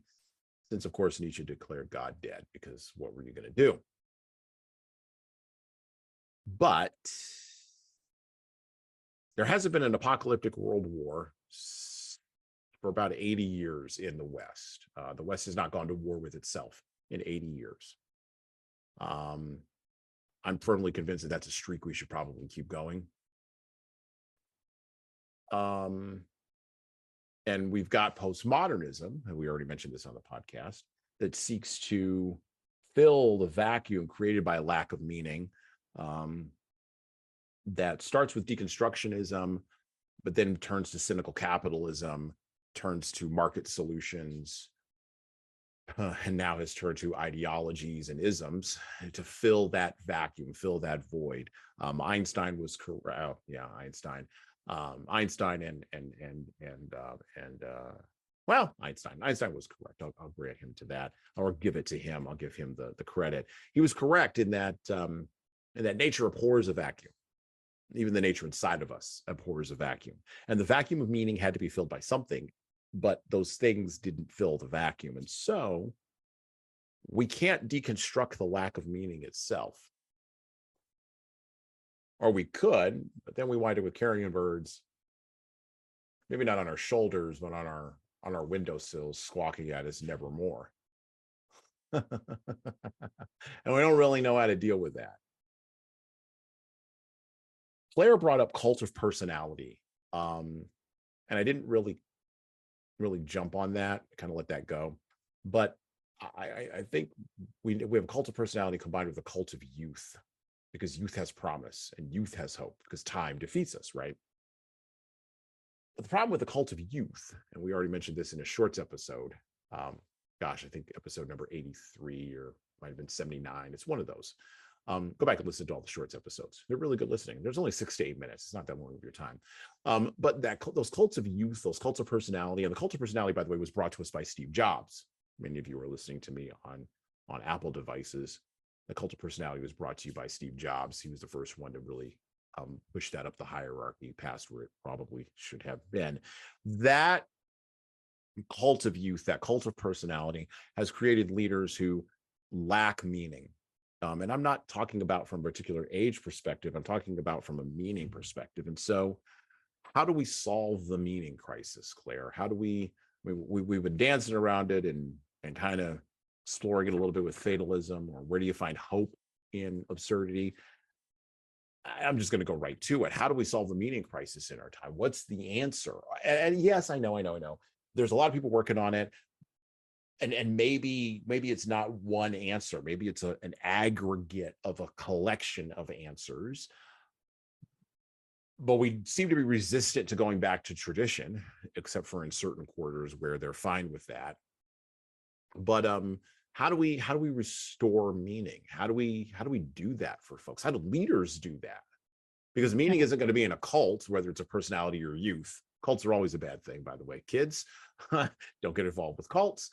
And suicide is not a problem, or not a solution, because you can have societal suicide. And there are some who have claimed that the West, particularly this is critiques coming from the East, there are some who claim that the West is, in essence, committing cultural and societal suicide right now in real time. That is an absolute critique that comes from the East, and not just from Vladimir Putin. It comes from a lot of other people. And it's been coming for a long time, by the way. So the only solution to that that I can think of is, how do we find meaning? How do we do that? We are never as immortal as when we are young, right? And we are never, I think, as absurd as we are in our youth, because for the sheer fact that we think we will never die. Right. So just to sort of play off of what you just said, we were talking earlier about this persistent need we have to see others have consequences for their monstrous behavior, right? Mm-hmm. And as you said, Camus' solution was to mock the monsters. I don't think that's the solution for us. I think there are enough people demonstrating monstrous behavior who mock their counterparts, and I don't think we have to follow suit. I think that is part of how we got here. But here is our opportunity, right, to break free from that need to see other people experience consequences before we feel like, okay, finally, there's meaning and purpose to this life. And the passage you shared from Camus just a moment or two ago, there is this this sort of recommendation from Camus to purge situations from its emotional content. Mm-hmm. Yes. And I think for him, the reward of consciousness, the reward for consciousness of the absurd, right, where everything begins, is not merely lucidity. It's this wonderful notion that he says a couple of times of lucid indifference. And I think that is the pursuit. When we purge things of their emotional content, these monsters of our own making, these cults of personality that we see on a 24/7 news cycle, that we then internalize and they become ulcerous, constant presence in our own psyche. And we finally say, we're going to turn that off. We're going to tune that out. We're going to make decisions for ourselves. And we are not going to have emotional attachment to what they do or what they don't get called out upon in our own pursuit of meaning. And I think when we can do that individually, there is this enormous freedom that can happen by striving for and achieving that lucid indifference. And it's not a lack of caring, right? It is not because there is this fine line, and that's when we flirt with the fatalism to say, well, I'm just not going to care about anything. Great, problem solved. Well, no, that's why you then go seek the highest bridge to jump from. Mm-hmm. Right? There's a difference between lucid indifference, this conscious choice to separate what you do or don't do from my emotional attachment and my measurement of my own worth. And being able to do that in a way that does not make you give up. Do you think we're attempting to do this? And it's interesting. So one of the guests that I've had on my show within the last year and a half, I won't say his name because there's just no need to do that. He has done some experimental work in the space of psychedelics. And there is a growing interest in psychedelics as a way to open the door to this lucid indifference, sort of the tune in, turn on, drop out of the baby boomer generation, specifically the Timothy Leary branch of the baby boomer generation. But version 3.0, not even 2.0. We had version 2.0 in the early 90s. I was around for a lot of that. Now we're into version 3.0 of that, right?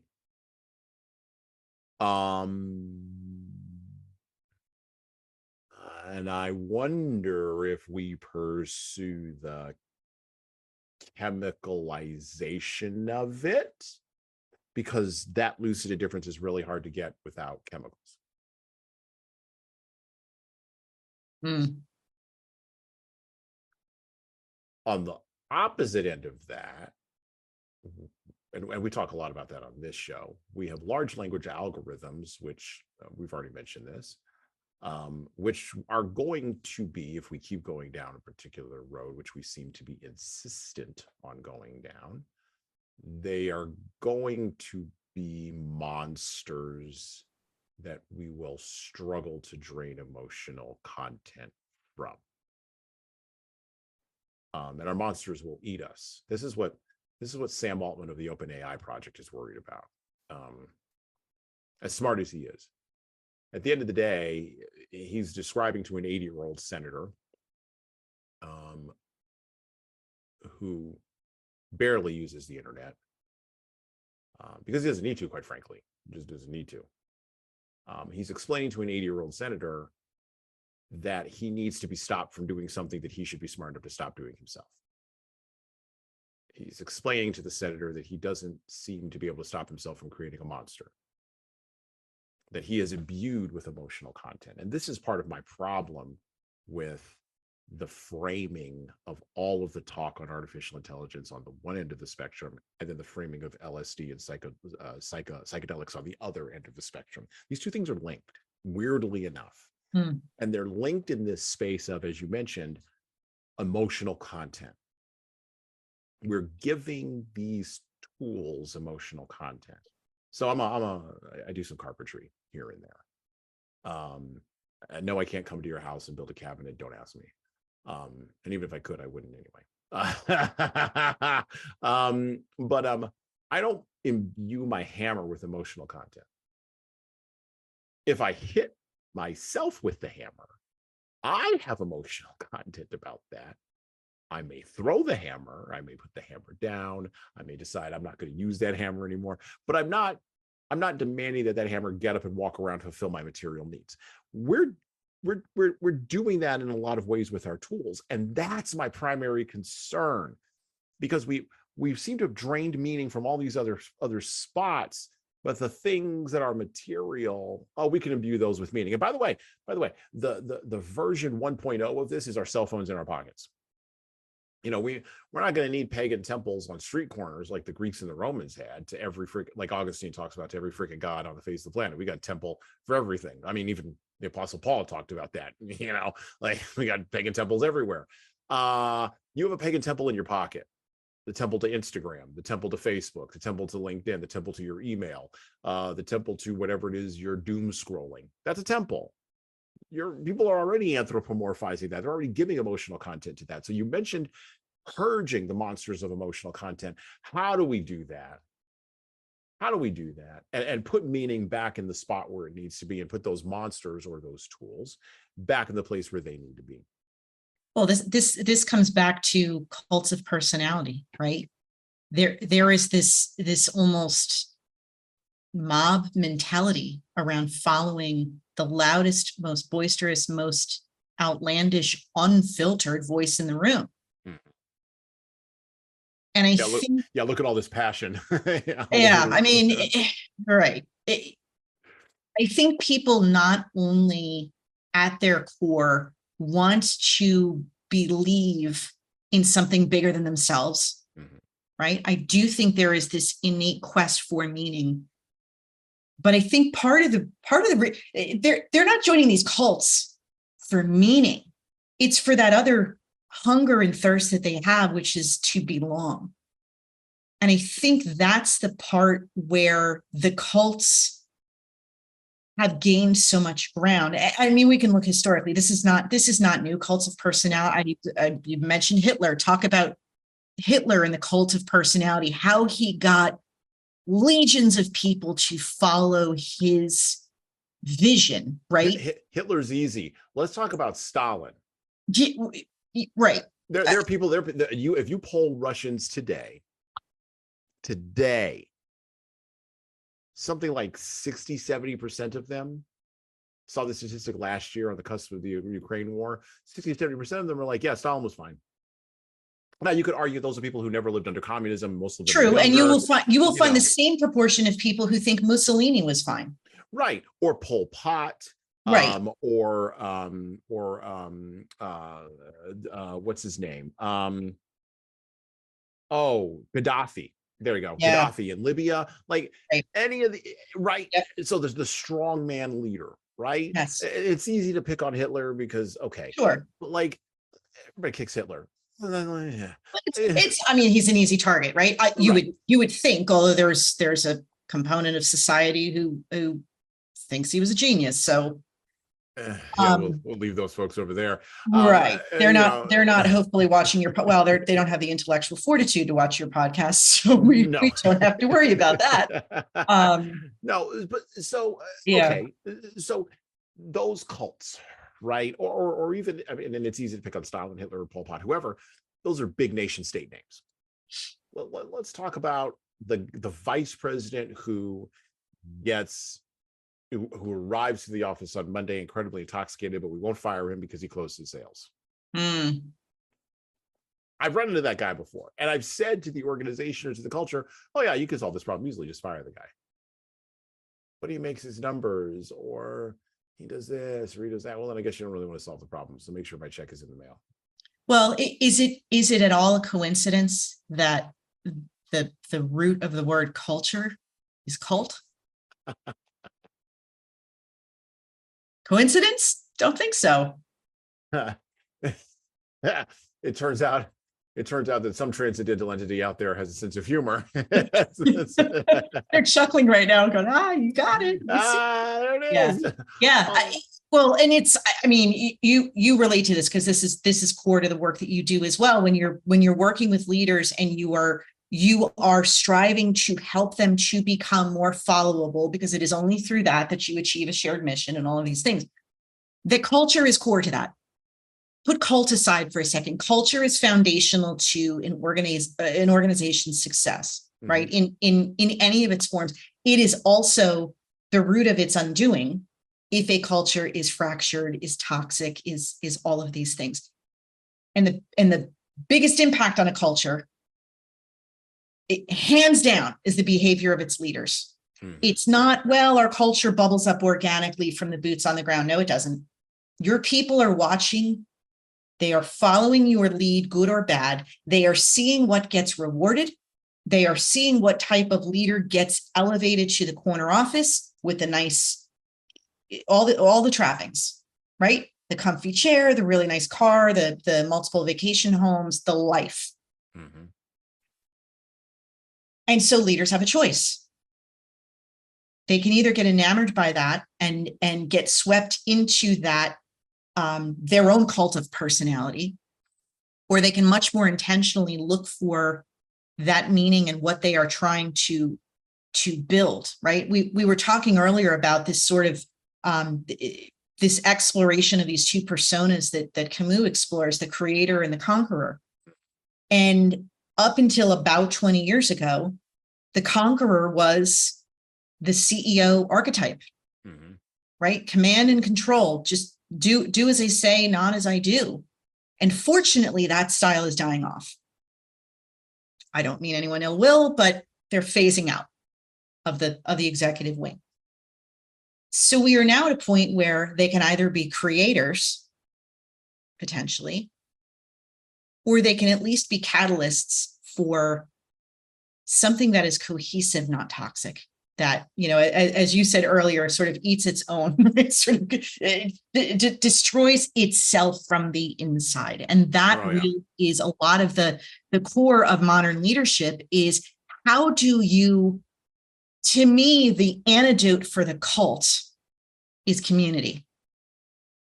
And how do we create a culture in an organization that fosters and nurtures communities of people finding meaning not only in their own work, but in collaborating across the aisle with colleagues to achieve something bigger than themselves?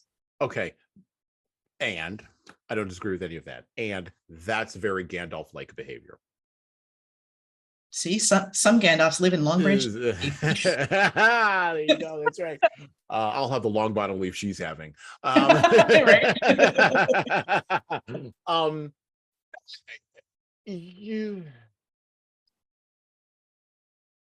other challenge that doesn't get talked about is,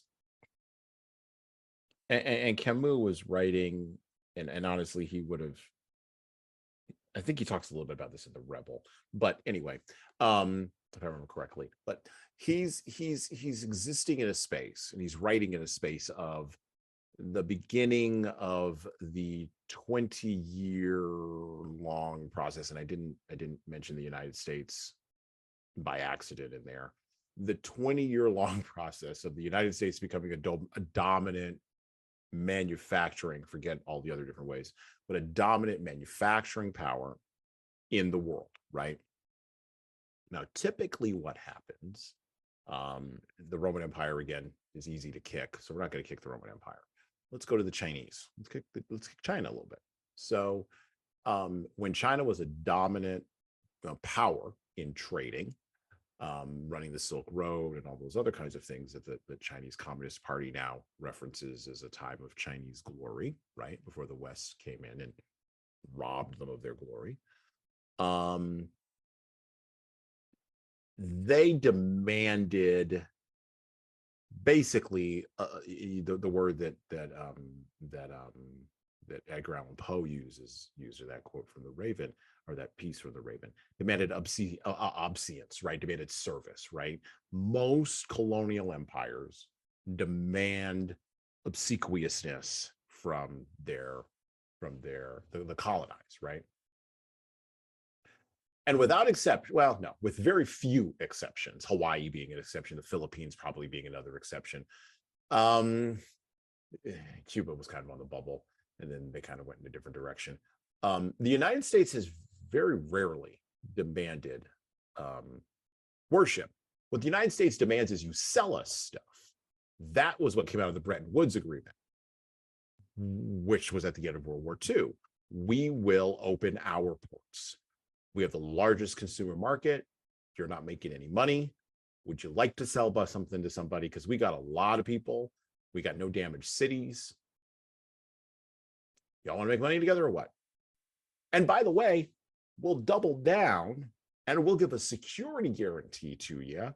So when you're shipping your crap, and a lot of it was crap, but when you're shipping your crap to our ports, we'll make sure pirates don't steal your stuff. Because that was a real problem. People don't think of piracy in that kind of way anymore, because after 80 years of all of that going on, piracy, I'm not going to say piracy has gone away. There was a recent incident between the Iranians and the Chinese and the Turks, but I won't get into all that. But like, you know, piracy isn't what it was in the 17th, 18th, and 19th century. When the British were like, please, they were trying to clean up the high seas. The United States basically came along and said, we will build a fleet. It will have destroyers in it.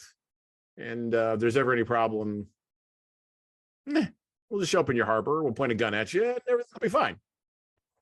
And everybody at the table, including most of the European powers, were shocked by this.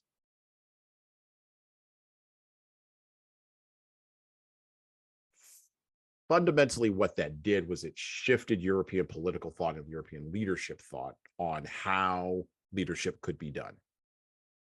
And they shifted from, we are the giants, and we're going to tell the United States what to do, to where we are now, which is we're Lilliputians, and maybe we're just going to try to tie like one little corner of the like foot down here because like whatever. Okay, the reason why I bring that up is because in leading people, the thing we don't talk about is the knock-on effects from the Industrial Revolution as they filter down into leadership. We seem to be unable to wrap our arms around this. And you referenced it a little bit with command and control. I would assert that command and control began to end in the 1970s. But we didn't really fully see the fruition of it, because there were people talking about the end of command and control in the 1990s. There were people talking about the end of the command and control in the 1980s, particularly as more women came into the workforce and more women came into leadership positions. So this process has been going on for a while, as it usually does at the nation state level. But the knock-on effect of the Industrial Revolution hasn't really fully been dealt with, primarily by people like you and I, quite frankly. Like, we don't really talk too much about that. But the people that we're talking to, even the people in their 30s that we're talking to, they still have all the detritus. They still have all of the rubble from those Industrial Revolution assumptions in their heads. How do we get rid of that? How do we go, no, you know what? We're now, Timothy Berners-Lee turned on the commercial internet in 1989. We're damn near 50 years into the internet. Like, but I look around and what do I see in my material world? I see streets and bridges that have been updated since the 1950s because they over-engineered them, and they just like the bridge that just fell recently in Philadelphia. I mean, it fell not because of poor engineering. It fell because, well, like, they over-engineered it, and like it lasted 80 years. Like I was in Minneapolis when the bridge collapsed. In Minneapolis, like, the bridge collapsed in Minneapolis, not because of bad modern engineering, but because they over-engineered it and it was just at the end of its life. Like, right. It was just done. Like, the things we over-engineered 80 years ago are now done. But they're still here. I mean, should we talk about the World Trade Center? And it was designed to withstand the impact of a plane, but they had not envisioned the massive size of a jet airliner and all the fuel that it could carry when they built it. So yeah, there you go. So how do we balance those two contradictions? How do we lead through those contradictions? This is one of the things that I was struggling with figuring out with leaders for at least the last decade, because the detritus of the Industrial Revolution is more than just physical. It's also economic, it's also social, it's also material, it's also psychological, and those areas impact leaders. There's a training that I do called Adapting to Change. And before, interestingly enough, before COVID, almost nobody gave me high ratings on adapting to change. Almost invariably, every group hates that one before COVID. All of them. Oh God, they want to fight me. I don't know what I'm talking about with change. I don't know what I'm talking about with change management. How dare you bring VUCA to us? What does this mean? Everything's fine. Nothing's ever going to change. I've done it a couple times post-COVID. It's interesting how everything has shifted around. Now everybody's real quiet and pays real close attention and takes good notes.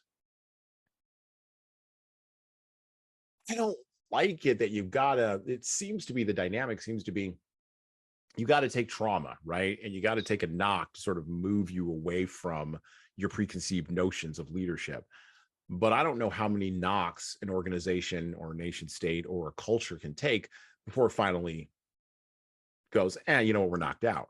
I don't want to know. I don't want to know when I don't want to experience that, right?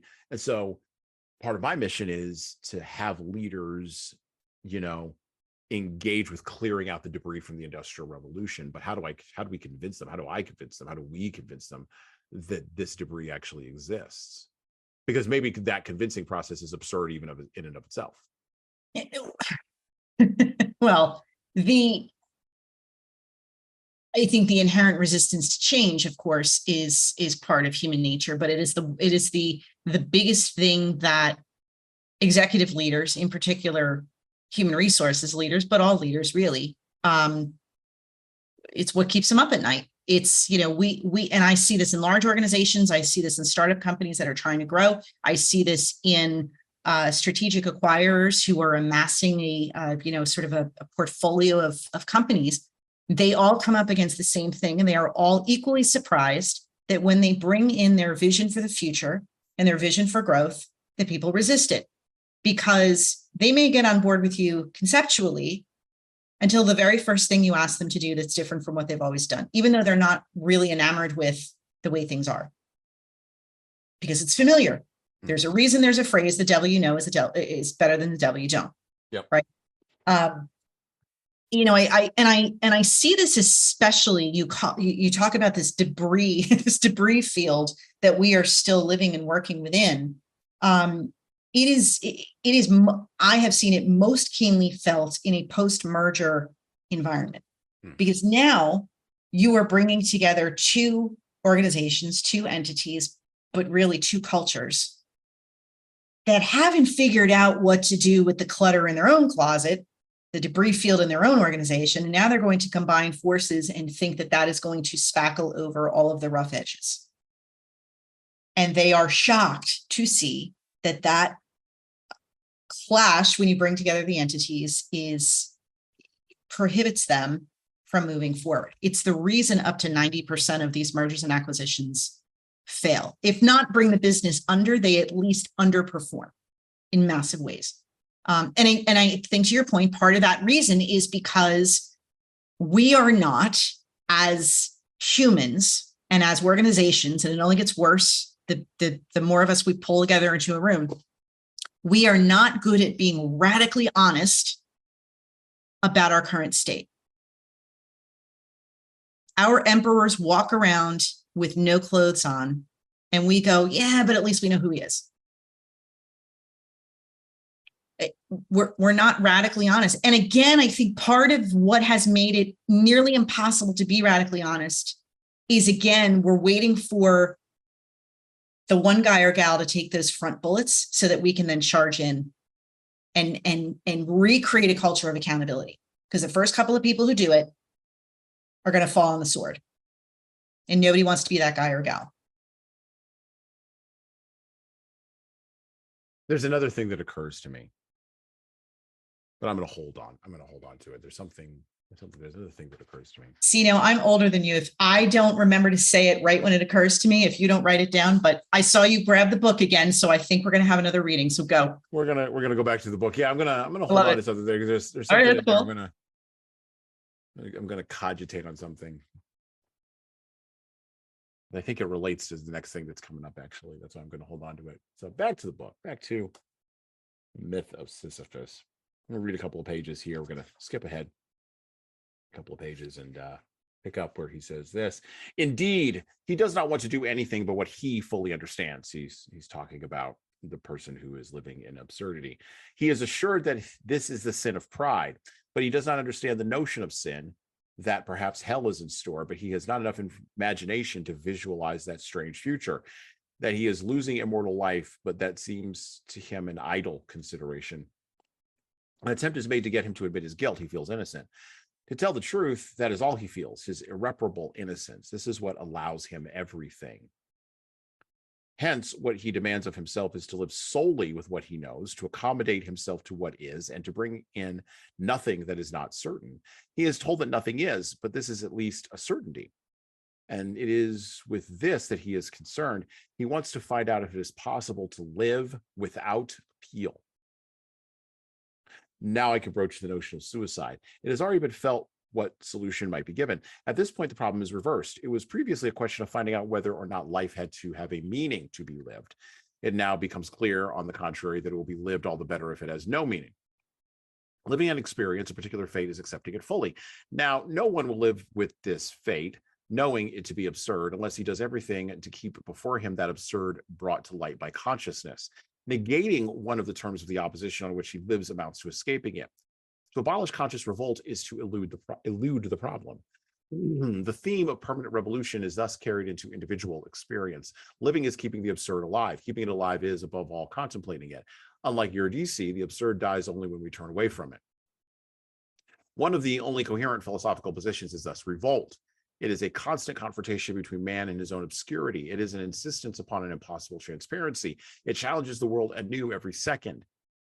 Just as danger provided man the unique opportunity of seizing awareness, so metaphysical revolt extends awareness to the whole of experience. It is that constant presence of man in his own eyes. It is not aspiration, for it is devoid of hope. That revolt is the certainty of a crushing fate without the resignation that ought to accompany it. This is where it is seen to what degree absurd experience is remote from suicide. It may be thought that suicide follows revolt, but wrongly, for it does not represent the logical outcome of revolt. It is just the contrary by the consent it presupposes. Suicide, like the leap, is acceptance at its extreme. Everything is over and man returns to his essential history. His future, his unique and dreadful future, he sees and rushes toward it. In this way, it is in this way that suicide settles the absurd and engulfs the absurd to the same death. But I know that in order to keep alive, the absurd cannot be settled. It escapes suicide to the extent that it is simultaneously awareness and rejection of death. It is, at the extreme limit of the condemned man's last thought, that shoelace that, despite everything he sees a few yards away, on the very brink of his dizzying fall. The contrary of suicide, in fact, is the man condemned to death. That revolt gives life its value. Spread out over the whole length of a life, it restores its majesty to that life.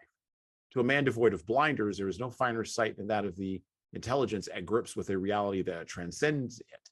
The sight of human pride is unequaled. No disparagement is of any use. That discipline that the mind imposes on itself that will conjure it up out of nothing, that face-to-face struggle, have something exceptional about them. To impoverish that reality whose inhumanity constitutes man's majesty is tantamount to impoverishing him himself. I understand then why the doctrines that explain everything to me also debilitate me at the same time. They relieve me of the weight of my own life, and yet I must carry it all alone. At this juncture, I cannot conceive that a skeptical metaphysics can be joined to an ethics of renunciation. Consciousness and revolt, these rejections are the contrary of renunciation. Everything that is indomitable and passionate, a human heart quickens them, on the contrary, with its own life. It is essential to die unreconciled and not of one's own free will. Suicide is a repudiation. The absurd man can only drain everything to a bitter end and then deplete himself. The absurd is his extreme tension, which he maintains constantly by solitary effort, for he knows that in that consciousness and in that day-to-day revolt, he gives proof only of his only truth, which is defiance. This is a first consequence.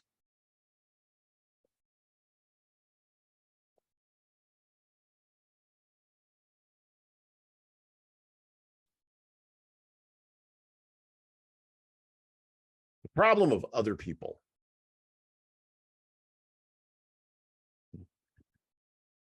When you are around other people, they push on you and they pull on you and they demand things of you. I don't know if Claire's got any kids, but I got 4 of them, and the demands are never ending. The requests are an infinity. For desire and hunger is an infinity. There's never enough, right? And then the challenge of parenting is putting parameters and boundaries on these little people that if you just let them keep going, it's just going to be boundless, right? Because, as I said to one of my children recently, the world spreads out before you. Actually, I was talking about his summer. Actually, it's like the summer spreads out before you like a field of yellow wheat. I have to go to work.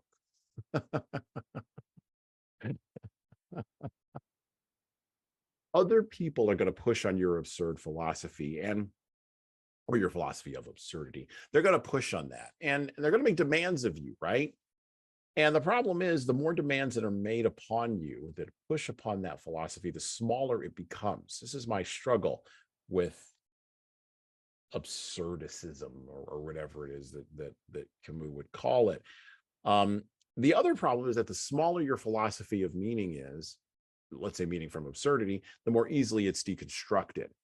And the more easily it's deconstructed, the less easily it can recognize and can counter evil, and the more easily it collapses in the face of genuine evil. This is a problem with constantly referencing Hitler or Stalin or whoever, right?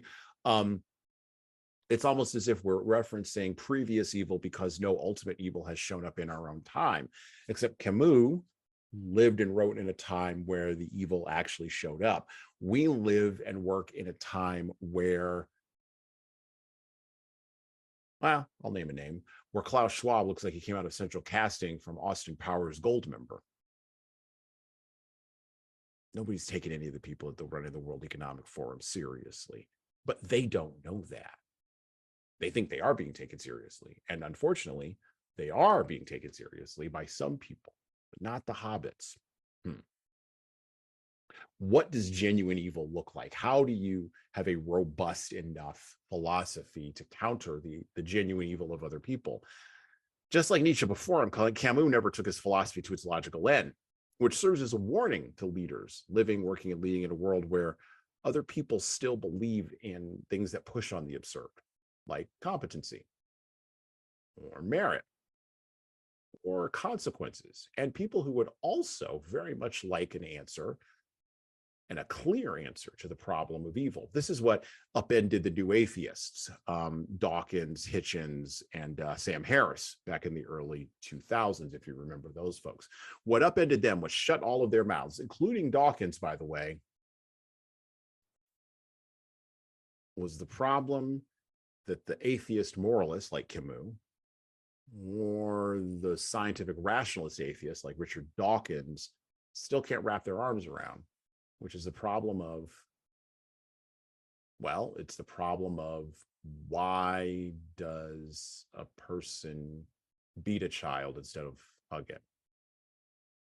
Or why does someone decide that they're going to assault somebody else on a subway? Or why does a person who should love their wife or husband instead hit them or steal from them? Or why does somebody who should be watching out for a vulnerable person take from them instead of give to them? There's no answers to these things. And relativism is a thin philosophy, because what it means fundamentally at the end of the day is, well, I should just take from you because everything is open to me, because that's my ethic. You need a larger philosophy. You need a bigger idea. And atheistic moralism isn't going to be the answer that Camus recommended, or at least tried to live. And the challenge or the critique of the Christian worldview, and why it still persists, by the way, is that it is big enough to answer that question, or at the very minimum, to a backstop against it. The question of evil. So we're hitting big questions here on this podcast today with Claire. So Claire, the question of evil: how could leaders identify, counter, and lead people through evil, if not even evil times? Or let's say the times aren't evil. Let's say that everything is getting better. There was recently a study that was released that said we're actually not in a moral decline. Every generation thinks it's in a moral decline going back 70 years. We're not really in a moral decline. It's proximity bias and a bunch of nonsense and stories that we have in our heads. And if we were more scientific and rational about this, we'd realize that everything is getting better, a la Steven Pinker, Enlightenment Now. And let's all just shut up about this whole moral decline thing, because there is no evil that doesn't exist, just like there is no good. There's just stuff. By the way, that was the underlying current of that study, but it's fine. We can't, and the other underlying current of it was we can't make any judgments about meaning or give you any direction of where to go. We can just give you data. Well, data doesn't give you meaning. It's just data at the end of the day. And so how do leaders lead through times that, okay, maybe they're not at a data level evil, but the zeitgeist, and you are out there, I'm out there, we feel things in the zeitgeist. Those can't be ignored. They can't be quantified maybe as numbers on a page, but they can't be ignored either. So how do leaders lead people through these, what some would call evil times? So there is this gentleman named Robert Hartman. You may have heard of Robert S. Hartman. He fled Nazi Germany, not to bring Hitler back up, but Hartman kind of devoted his earlier life while in Nazi Germany to mocking the monster that was Hitler. Mm-hmm. He would publish underground, diatribes against Hitler. Sort of the precursor to Photoshop. He would put up mock photos of Hitler wearing a dress, and he had all of these pamphlets about how Hitler was a cross-dresser and he was really, effeminate and all of these sorts of things, right?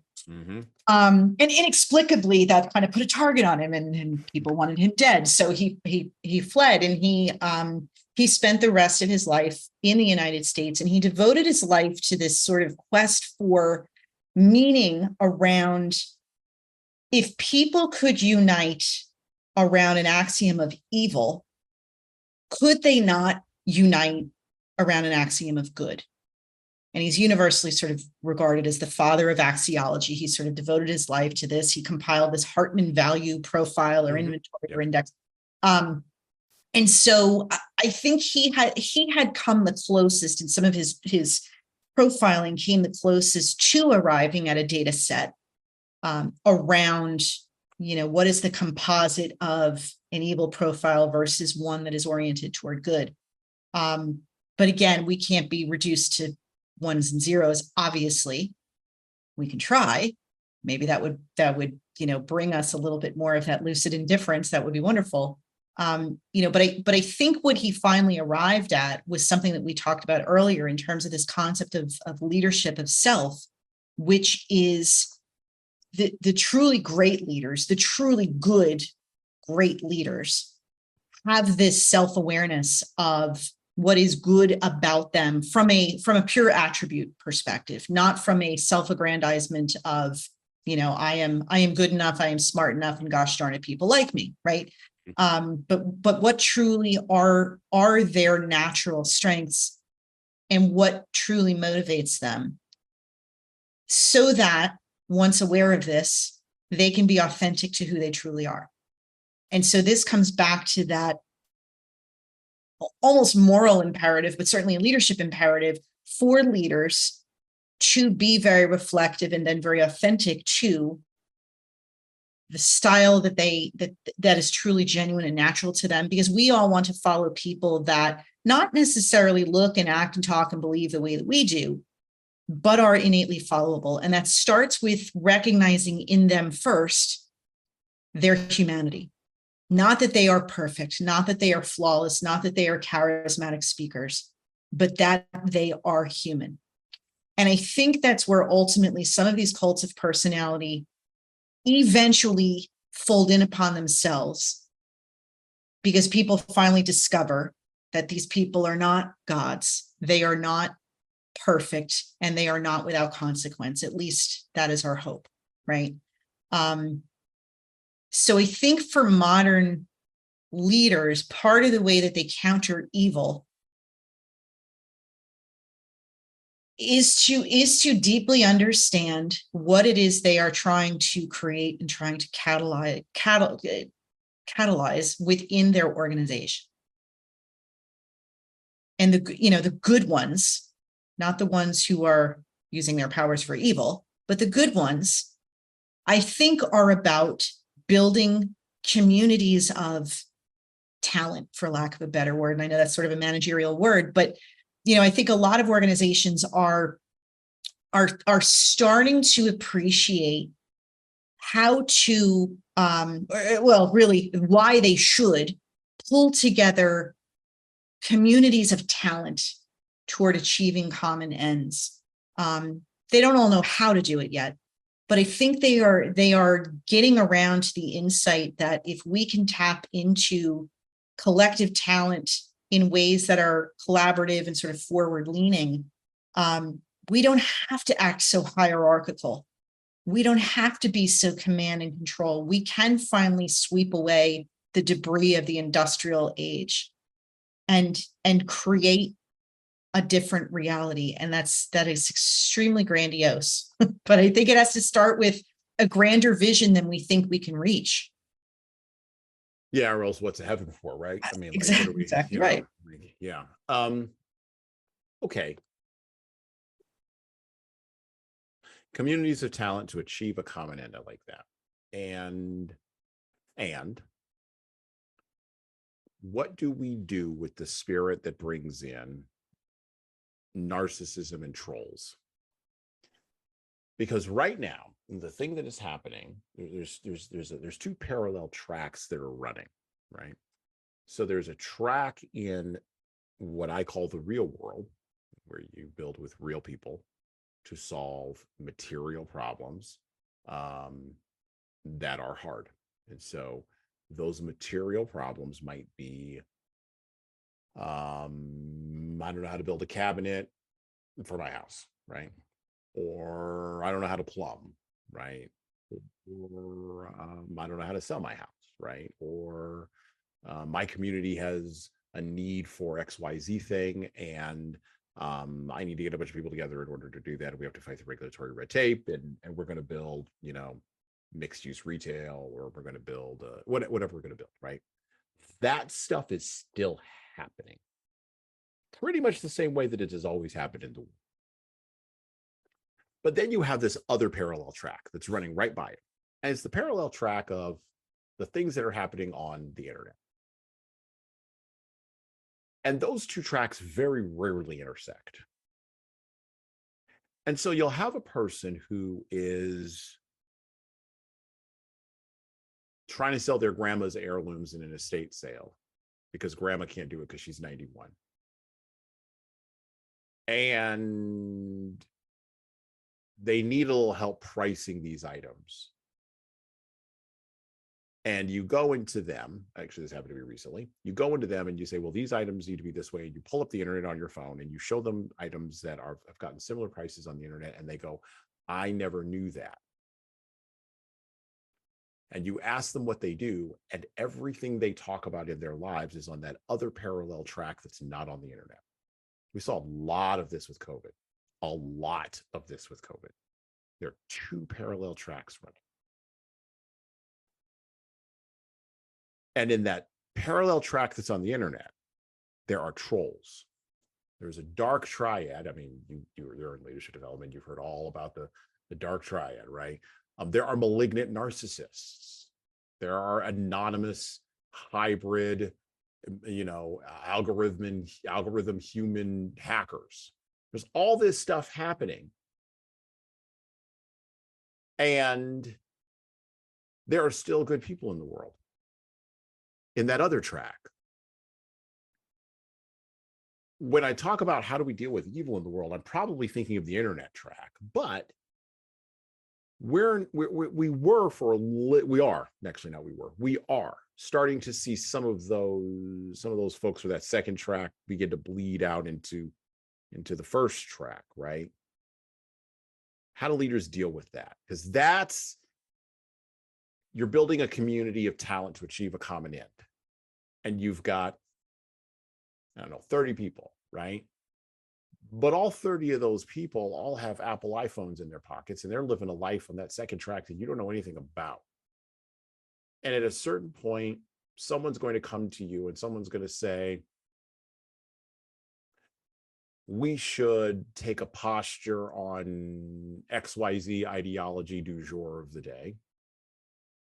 And you're going to be like, I never heard of that before. And they're going to whip out whatever community they've got that's parallel in their phone. And they're going to say, well, everybody's talking about it. And they're going to show you a tweet that's got 4,000 likes. Or they're going to show you a blog post that got 3,500 reshares. Or they're going to show you a social media post or a YouTube video that got, 400,000 views. And now if you're on that first track, that real world track, the courage comes in going, I don't know any of those people, and that's not what we're doing here. It doesn't matter. That's where the courage comes. The problem is that person is living on the second track.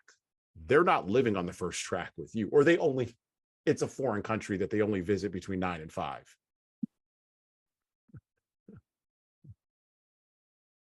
And then then all the rest of the time, they're on that other track. They're building a whole thing over there. How do we as leaders recognize the two-track problem? Well, I think it starts with recognizing that there is a two-track problem. You and I kind of talked about this in our previous conversation, sort of setting up this one,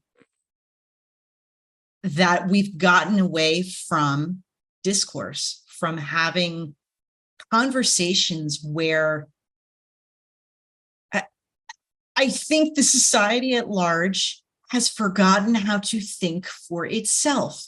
Yeah.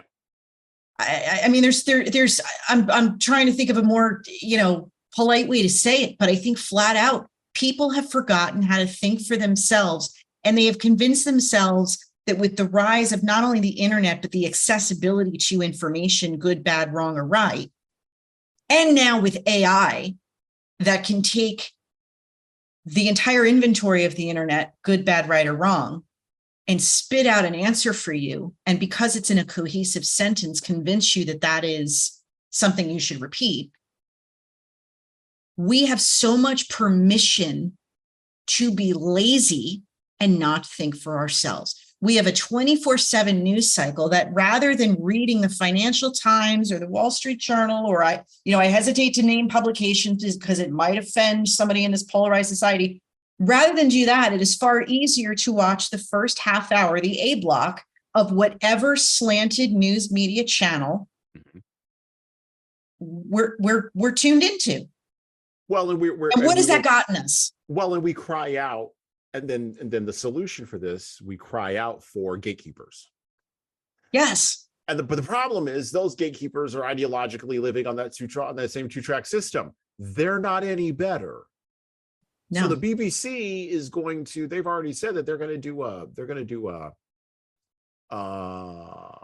what is it? And the only reason I'm naming them publicly is because they've actually put this out. They're going to do they're going to monitor their news for artificially generated facts by artificial intelligence algorithms, so that the news that they report to you will be sure is truthful.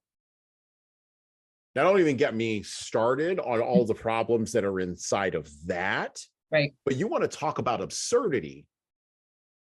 There was an old guy way back in the day who was on the radio, and he said something very interesting. He used to say, and he was talking about it in terms of satire or parody, illustrating absurdity by being absurd. You don't even do that anymore. Like, No. there's no illustrating absurdity. The absurdity is here. Like, and it is that Camus, beyond Camus. This is beyond where even Camus thought that we could go. Because what the internet did was it tore down all the gatekeepers. Not only that, absurd behavior is no longer a differentiator. That no longer distinguishes us from people in office to act Right. absurd. Right. So now, when genuine evil shows up, and by the way, the people who tend to, you talked about Robert Hartman, the people who tend to recognize genuine evil aren't the bureaucrats. They're late to the game. They're That's always exactly late. right. They're always as Peter Thiel would say, the author of 0 to 1, they're always late adopters. They're always at the back end of the curve. Or as Hassan Zarels would say, they're the guy who shows up drunk at the party at like 3 o'clock when everyone's moved down the street to the after party by 4:30.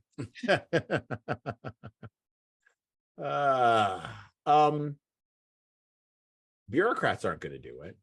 No. The people that we've set up in our, to your point, cult of personality or cult of youth, as I pointed out, aren't going to do it. The people who are going to recognize that genuine evil, again, I think it falls to the little people, and I wish it didn't. I wish that we had a different time, but I'm beginning to wonder, as I've done this podcast over the course of the last almost 2 years now, and read probably close to 50 or 60 books across different genres and different ways, and analyze them with guests.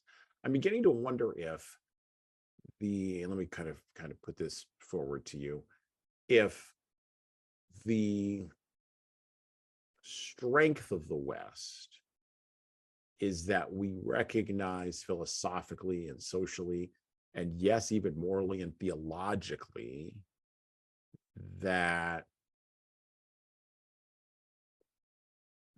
there's always an apocalypse. And so we're driven to develop these solutions to this problem. But we don't all know the articulation in the correct way. So let me frame this in a way that maybe is more manageable, right? So if you are a person who is, I won't even go to married, if you're a person who's in an intimate relationship, boyfriend, girlfriend, whatever your situation is, right? There's a honeymoon period, and then the honeymoon period is over. And then we're all going to do the thing, we're going to figure it out, right? And and this is something, a principle I've told people before, if you can't figure out who somebody is in like 9 months, that's your answer to the question. Because like that's your interview. That's the entire thing, right? Well, just like time is a challenge for us, relationships are a challenge for us. This goes back to the communities of talent, right? But the problem is when you bring in other people, then you scale the opportunity for disaster. And so disaster is always around the corner. Whether you're with one other person, disaster is always around the corner. I've been married a little while. Like my wife and I, like we've figured out how to negotiate, but there is always a moment in any kind of negotiation where it's like, oh, disaster could be around the corner. Like, do I really want to bring up, what I did 10 years ago? Do I really want to bring up what she did 5 minutes ago? Or do I want to stay focused on just this thing right here? To quote Billy Joel, have you ever let your lover see the stranger in yourself? But is that a strength of the West? That we can do that at a microcosmic level, we can scale it up to a larger level, and we can move that up and down the scale quite, maybe not critically, but we do it quite easily. Like we're doing it in this conversation. We've been doing it the entire time we've been talking, right? We're going up, we're coming down, we're spreading out, we're coming in, right? Is that a strength of discourse in the West? Or is that something that's a real flaw that leads to trolls and narcissism and bad behavior.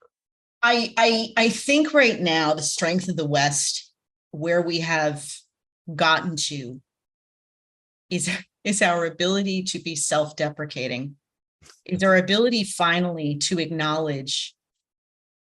You're saying we become more British. It's like a Monty Python. Well, I mean, not Monty Python British, Faulty Towers British, certainly, but I think we have gotten to a point where we are still proud to be American.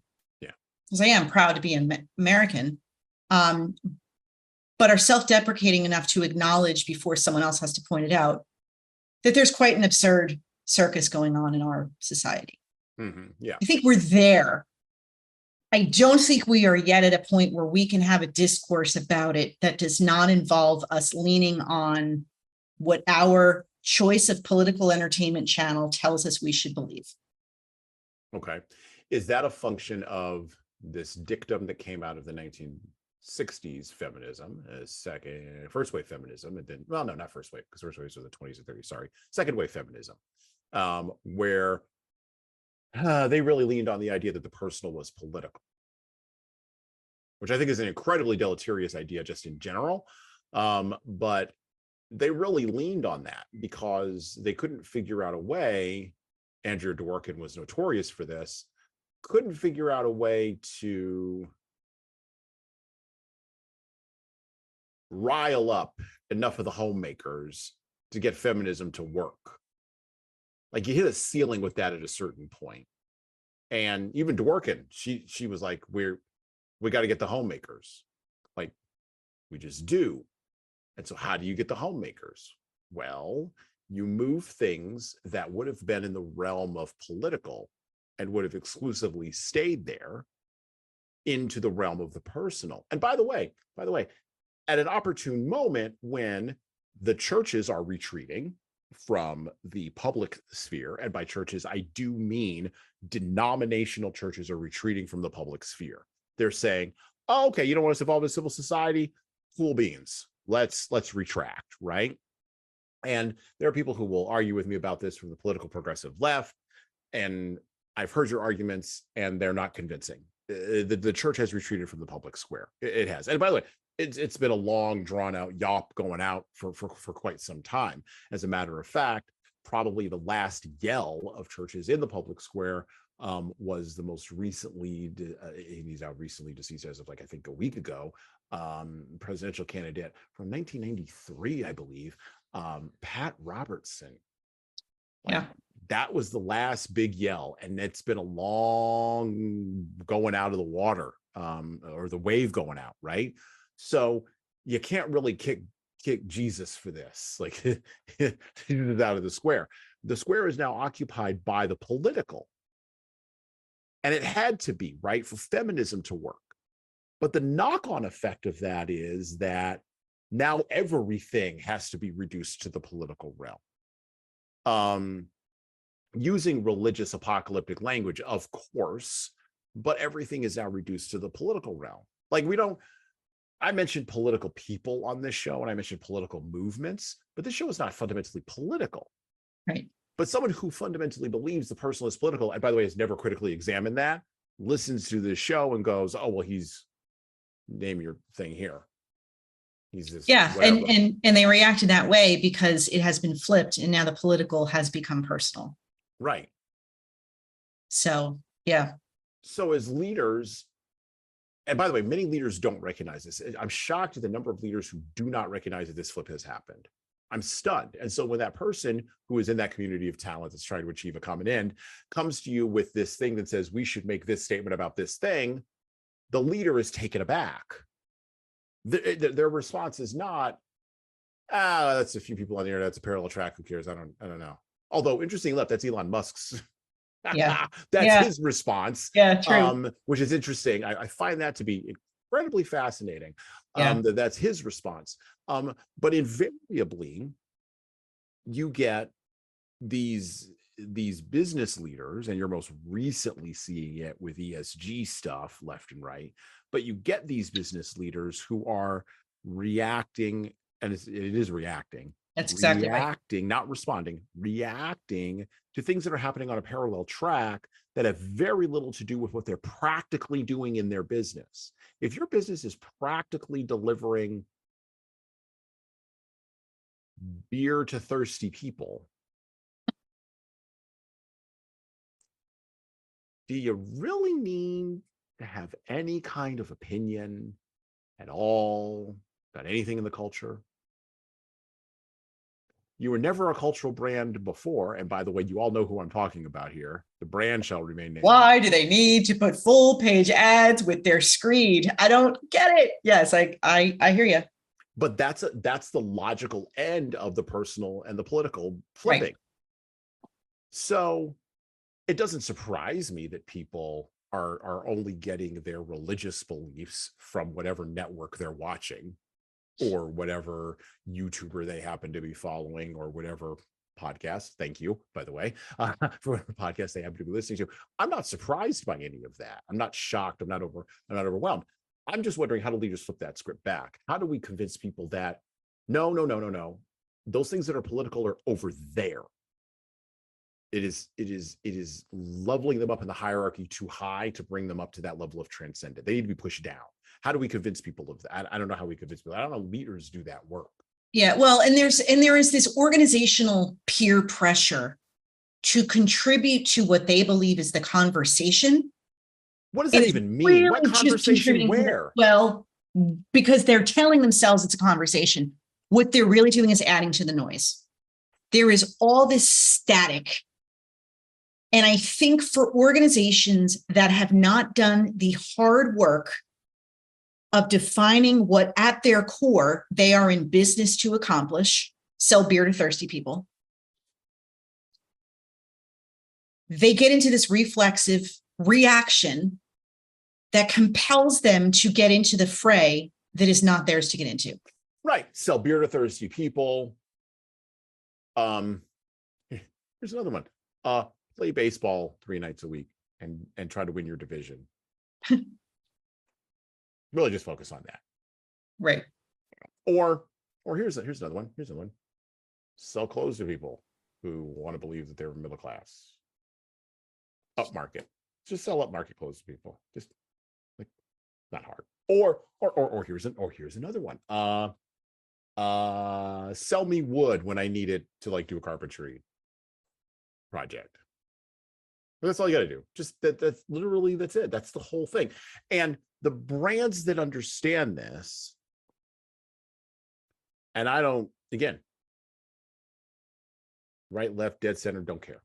The brands that get this, they're fundamentally, maybe not at scale, but they're fundamentally doing better than Life Right Center. The brands that don't, like I as an observer of this 2-track problem, worry that the brands that are taking a particular position or posture, which again, most of which is marketing, because if you really get the people who are running those brands into a room off a hot mic without their Google phones or their Apple phones recording them, they're going to be like, what is this crap? Where did this come from?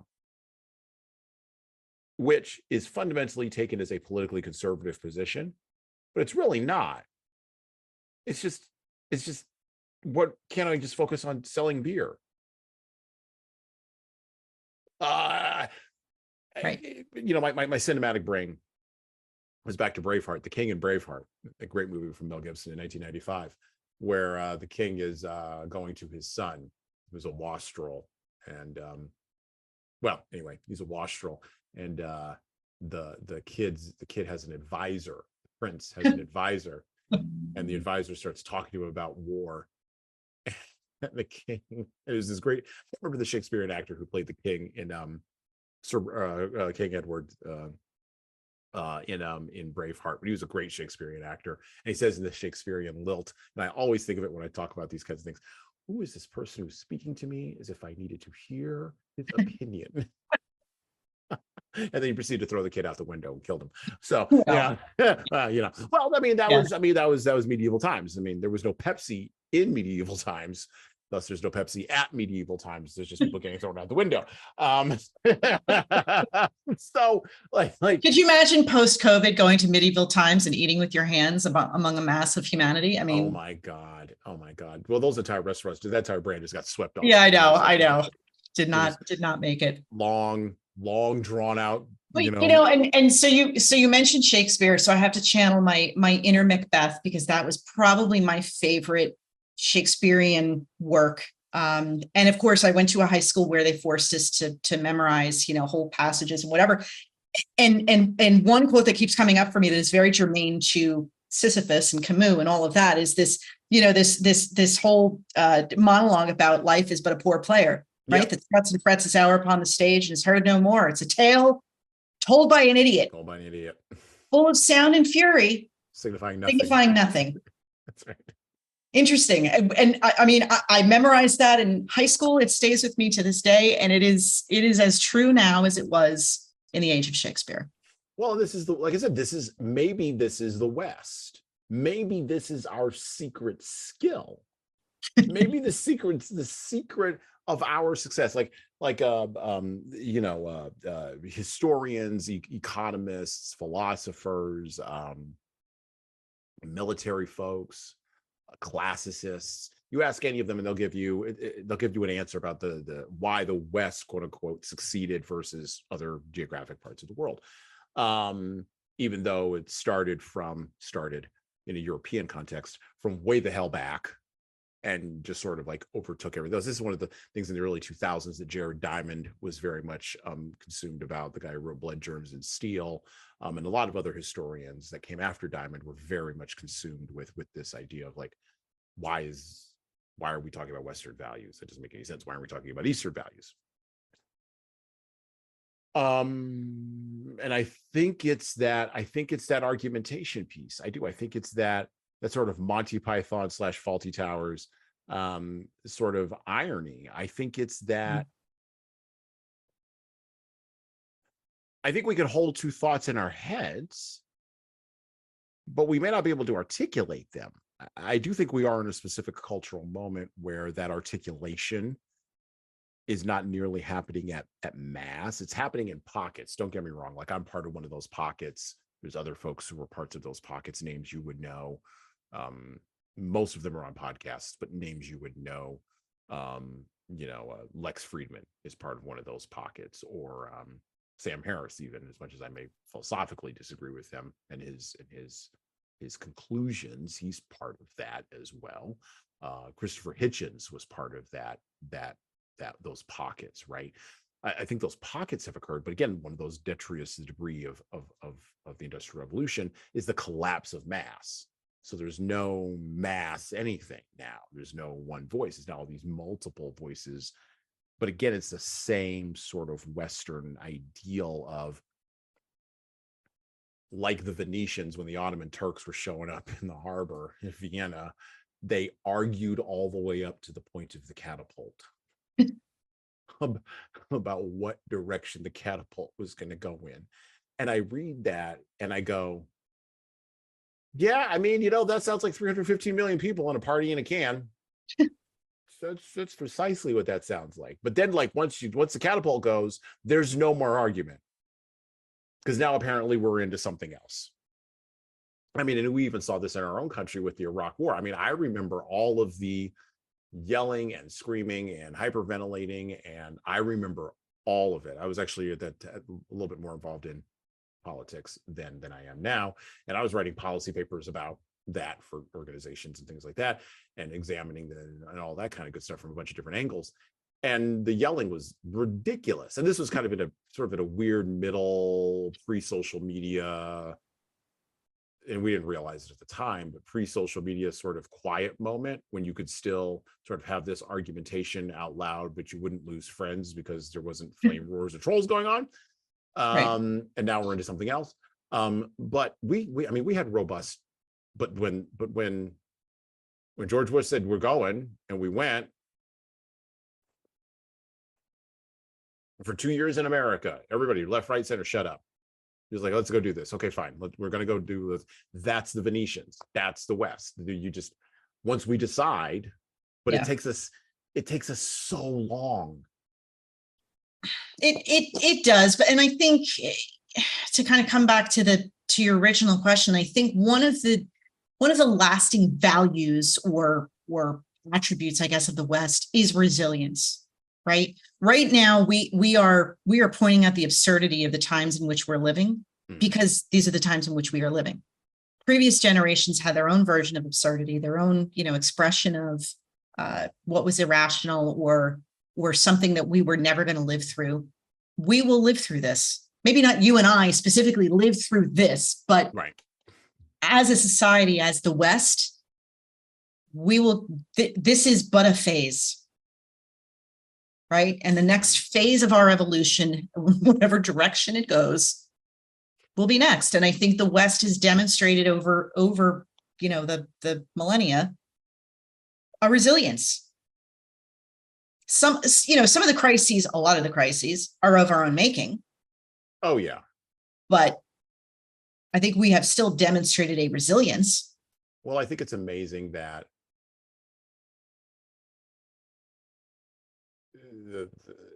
I find it to be amazing that the United States, and you can make of this whatever you will, I find it to be amazing. The United States dropped 2 nuclear weapons to save the lives of potentially 100,000 Marines, so they could avoid a land invasion of Japan. And there hasn't been a nuke drop since. We've gotten close a few times. And now most nuclear weapons are on submarines. They're floating around underneath the ocean. Submarine can surface outside of the harbor of New York tomorrow, or, outside of LA harbor, right? Or outside of Seattle or New Orleans, right? And it'd be a real problem.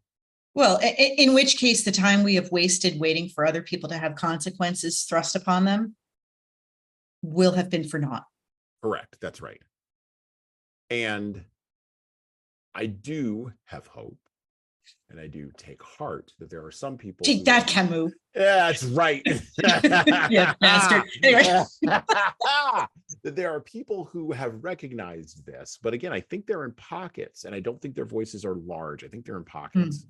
Who have recognized the seriousness of the moment, and are actively pushing in the opposite direction of fatalism, pushing in the opposite direction of narcissism, particularly malignant narcissism, and are not trying to necessarily unite the 2 tracks, but are saying we can have 2 tracks. Hell, we can even have 3, 4, or 5, and we don't have to get schizophrenic about it. As long as we understand what is Pache, the Matrix, what is real, what is objective truth, we can have that. And we've been yelling about objective truth for the last 120 years, but as long as we have that, and as long as we keep yelling about it, so at least we're having the conversation, or we're just yapping at each other. I mean, either whatever, however you want to frame it. If we're doing that act, we're okay, which is why free speech and free association still matter quite a bit. And I of course am a partisan for free speech, huge partisan for free speech, especially speech that makes me uncomfortable. For those of you just listening, Hassan just grabbed the book again. That's right. Back to the book. Last turn around the book. Love it. Last turn around the book. So we're going to read a couple of pages from here. We're going to wrap up. We're going to close because spent quite a bit of time with Claire today, and I want to thank her for coming on the podcast. And this was great. This was an awesome jog through a very difficult text. And I hope that we were able to gain some insights, or you were able to gain some insights from it, that you were actually going to be able to apply to your real lived leadership life. So back to the book. Back to the myth of Sisyphus, the chapter that merely is titled The Absurd Man. My field, said Goethe, is time. That is indeed the absurd speech. What, in fact, is the absurd man? He who, without negating it, does nothing for the eternal. Not that nostalgia is foreign to him, but he prefers his courage and his reasoning. The first teaches him to live without appeal and to get along with what he has. The second informs him of his limits. Assured of his temporary limited freedom, of his revolt devoid of future, and of his moral consciousness, he lives out his adventure within the span of his lifetime. That is his field, that is his action, which he shields from any judgment but his own. A greater life cannot mean for him another life. That would be unfair. I'm not even speaking here of that paltry eternity that is called posterity. Mademoiselle Roland relied on herself. That Rashus was taught a lesson. Posterity is glad to quote her remark, but forgets to judge it. Mademoiselle Roland is indifferent to posterity. There could be no question of holding forth on ethics. I've seen people behave badly with great morality, and I note every day that integrity has no need of rules. There is but one moral code that the absurd man can accept, the one that is not separated from God, the one that is dictated. But it so happens that he lives outside that God. As for the others, I mean also immoralism, the absurd man sees nothing in them but justifications, and he has nothing to justify. I start out here from the principle of his innocence. That innocence is to be feared. Everything is permitted, exclaims Ivan Karamazov. That too smacks of the absurd. By the way, pause. We will be reading portions of the Brothers Karamazov coming up here on the podcast shortly. Back to the book. That too smacks of the absurd, but on condition that it not be taken in a vulgar sense. I don't know whether or not it has been sufficiently pointed out that it is not an outburst of relief or of joy, but rather bitter acknowledgement of a fact. The certainty of a God giving a meaning to life far surpasses in attractiveness the ability to behave badly with impunity. That I agree with. Back to the book. The choice would not be hard to make.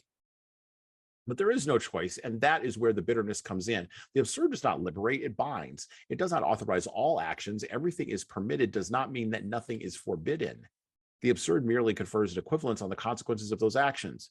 It does not recommend crime, for this would be childish, but it restores to remorse its futility. Likewise, if all experiences are indifferent, that of duty is as legitimate as any other. One can be virtuous through a whim. All systems of morality are based on the idea that an action has consequences that can legitimize or cancel it. A mind imbued with the absurd merely judges that those consequences must be considered calmly. It is ready to pay up. In other words, there may be responsible persons, but there are no guilty ones, in its opinion. At very most, such a mind will consent to use past experiences as a basis for its future actions. Time will prolong time, and life will serve life. In this field, that is both limited and bulging with possibilities. Everything in himself, except his lucidity, seems unforeseeable to him.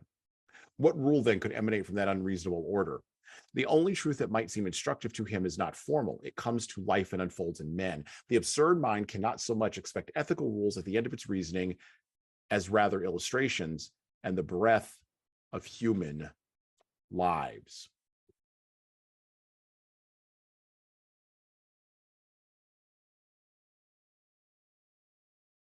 Life will serve life and time will serve time.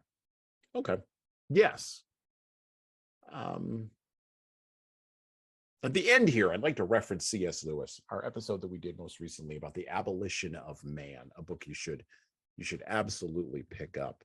And I mentioned Lewis previously, but Lewis and Camus both were looking at the same thing, but just through different lenses, right? So Camus was looking at absurdity, or was framing his structure of reality, his structuring of the explanation for what he was seeing at his time in Europe. He was framing it in terms of absurdity, whereas Lewis, who was a rock-ribbed atheist and then came to Christianity, framed his views through the lens of his service in World War I and the horrors that he saw in the trenches of Europe directly. He was a generation older than Camus, but they both came to the same conclusion. And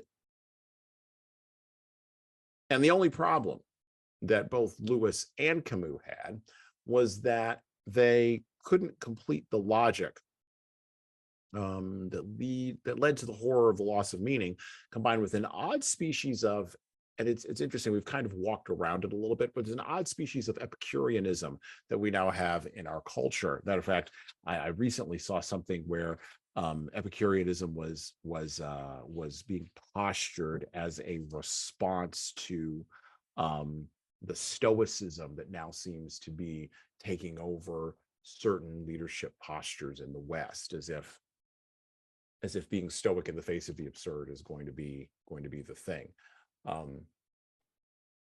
Okay, I mean, all right. Some people take that posture, not me, but some people take that posture.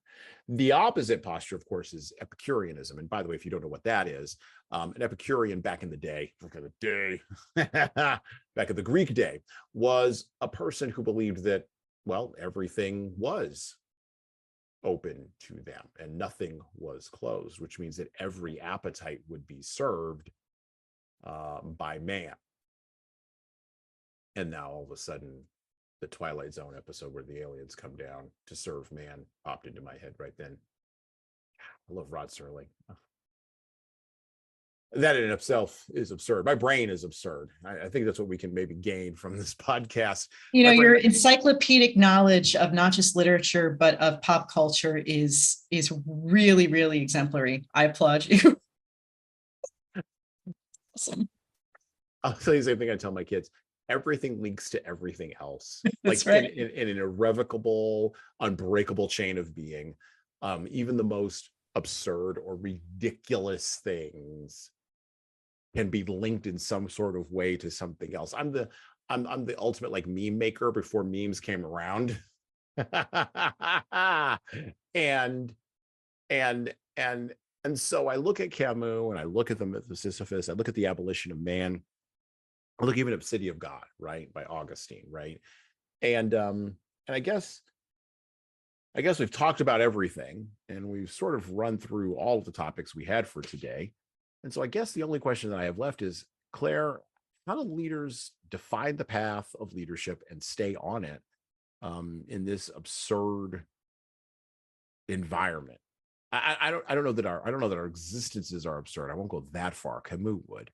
And I don't think that suicide is an answer. I think he starts out provocatively and then backs away from it because he wanted to be provocative. And by the way, I feel like I should have made this entree or this point earlier in the podcast. I'm not approving of suicide. I've talked with people who are genuinely suicidal. I'm not talking about this. I'm talking about it from a philosophical perspective, as is Camus. How do leaders cut through all of this and stay on the path and keep their people on the path?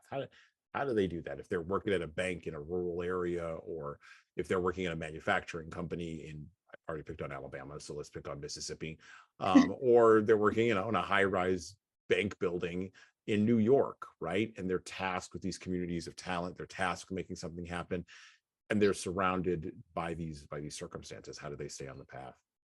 Well, and I think the answer is not to embrace stoicism, which is something you referenced just a moment ago. And I don't think it is to take Camus' advice to sort of drain the emotional content, because I think, I sort of mentioned a couple hours ago now, sort of the difference between leaders who emerge from their executive office and try to convince you to follow them versus have been reflective enough and have done the inner work to be authentic to who they are and stand in that conviction.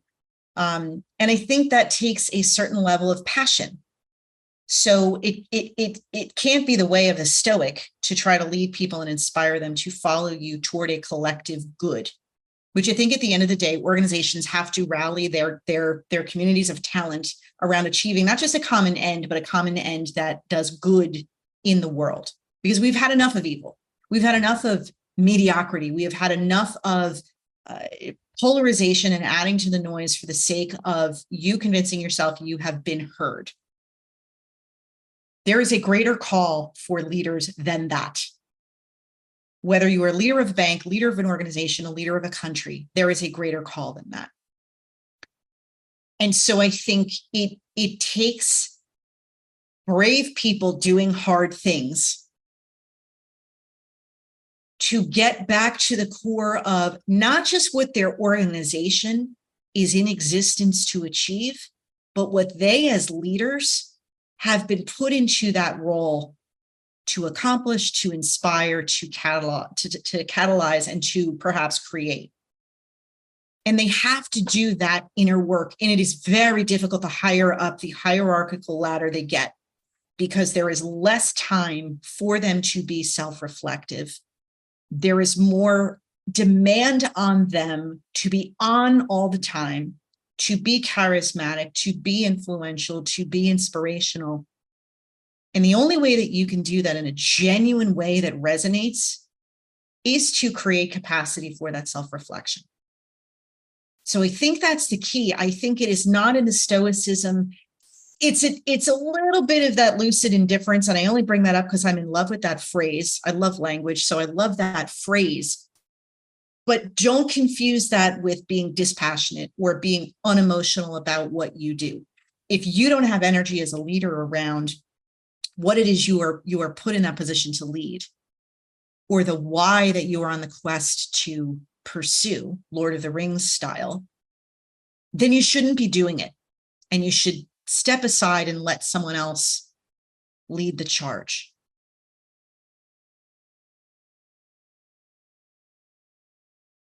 I couldn't agree more, which means I could probably agree more. Dude, come on. I'm not going to agree more. I'm going to let that stand. Are there any places where we can get a hold of you? Any spots where you'd like people to take advantage of your talents and services, to find out what Talent Boost can do? Where can we find you? All the different places on the internet, Claire. So of all the social networks, LinkedIn is the one I spend the most time on, but really the most direct way to connect with me is to go to clairechandler.net. You'll learn more about my work. You'll have links to some of these other podcast interviews. I have to say, this is the longest one I've ever been on, and without question, the most intellectually stimulating. So I appreciate just not only the opportunity, but the breadth and the depth through which you took this conversation. But yeah, come visit me on clairechandler.net. Interact with me. I'd love to connect with your audience, and you're not getting rid of me. I would love to stay connected to you. So let's definitely do that. Absolutely. We will do that. And we will have links to clairechandler.net. We will have links to finding Claire Chandler on LinkedIn in the show notes below the podcast player. You know where the spot is. Before or after the link to the Looney Tunes episode? Probably after the link to the Looney Okay, that's fine. I can follow Bugs Bunny. That's fine. Yeah. We'll have it after the link to the Looney Tunes episode, and 4 other links. We're also going to link to a few other things, including a couple of our previous episodes on Thus Spake Zarathustra. I think it would be very informative for you all to listen to that, as we brought that one up. And of course, the link to the episode on Slouching Towards Bethlehem by Joan Didion. Once again, I'd like to thank Claire Chandler for coming on the Leadership Lessons from the Great Books podcast. And with that, we're out. Listen and subscribe to the Leadership Lessons from the Great Books podcast on all the major podcast players that you listen to podcasts on, including iTunes, Stitcher, Google Podcasts, and even Spotify. And please leave a 5-star review if you like the show. We need those reviews to grow, and it's the easiest way to make sure that this show gets into the ears of the leaders who need to hear it. And of course, tell all your friends. If you want to get started on the leadership path, HSCT Publishing's products and services can help your team do that. Check out our training webinars, coaching services, and more at leadershiptoolbox.us. We also have a video-based subscription service, that's software as a service, that can help your team become better at the individual level. 60 modules and over 100 hours of video and written content for you at leadingkeys.com. That's leadingkeys.com. We've also got books that will help you and your team grow. Pick up a copy today of My Boss Doesn't Care, 100 essays on disrupting your workplace by disrupting your boss, and subscribe to the Little Red podcast I launched earlier this year with the same name as that little red book. My most recent book is 12 Rules for Leaders, the Foundation of Intentional Leadership, co-written with contributions from Bradley Madigan. This is the book for right now that was written for leaders right now.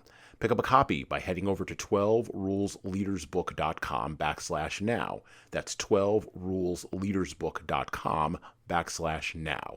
You pay for shipping, and you'll get a copy of my second book as well. Finally, you can get all these books in paperback, hardcover, or as ebooks on Amazon, Barnes & Noble, Kobo, and any other place online you order books. Finally, HSCT Publishing is on YouTube. Like and subscribe to the video version of the Leadership Lessons for the Great Books podcast on the HSCT Publishing channel on YouTube. Just search for HSCT Publishing and hit the subscribe button. You'll get our weekly video updates, which is the video version of this podcast. And of course, you're going to want to subscribe to my other podcast. That's right, I do more than one. The Hassan Sorrells Presents audio experience, where I talk more casually with a broader range of people about all matters that matter in the world today, from arts all the way to analytics. All right, that's it for me.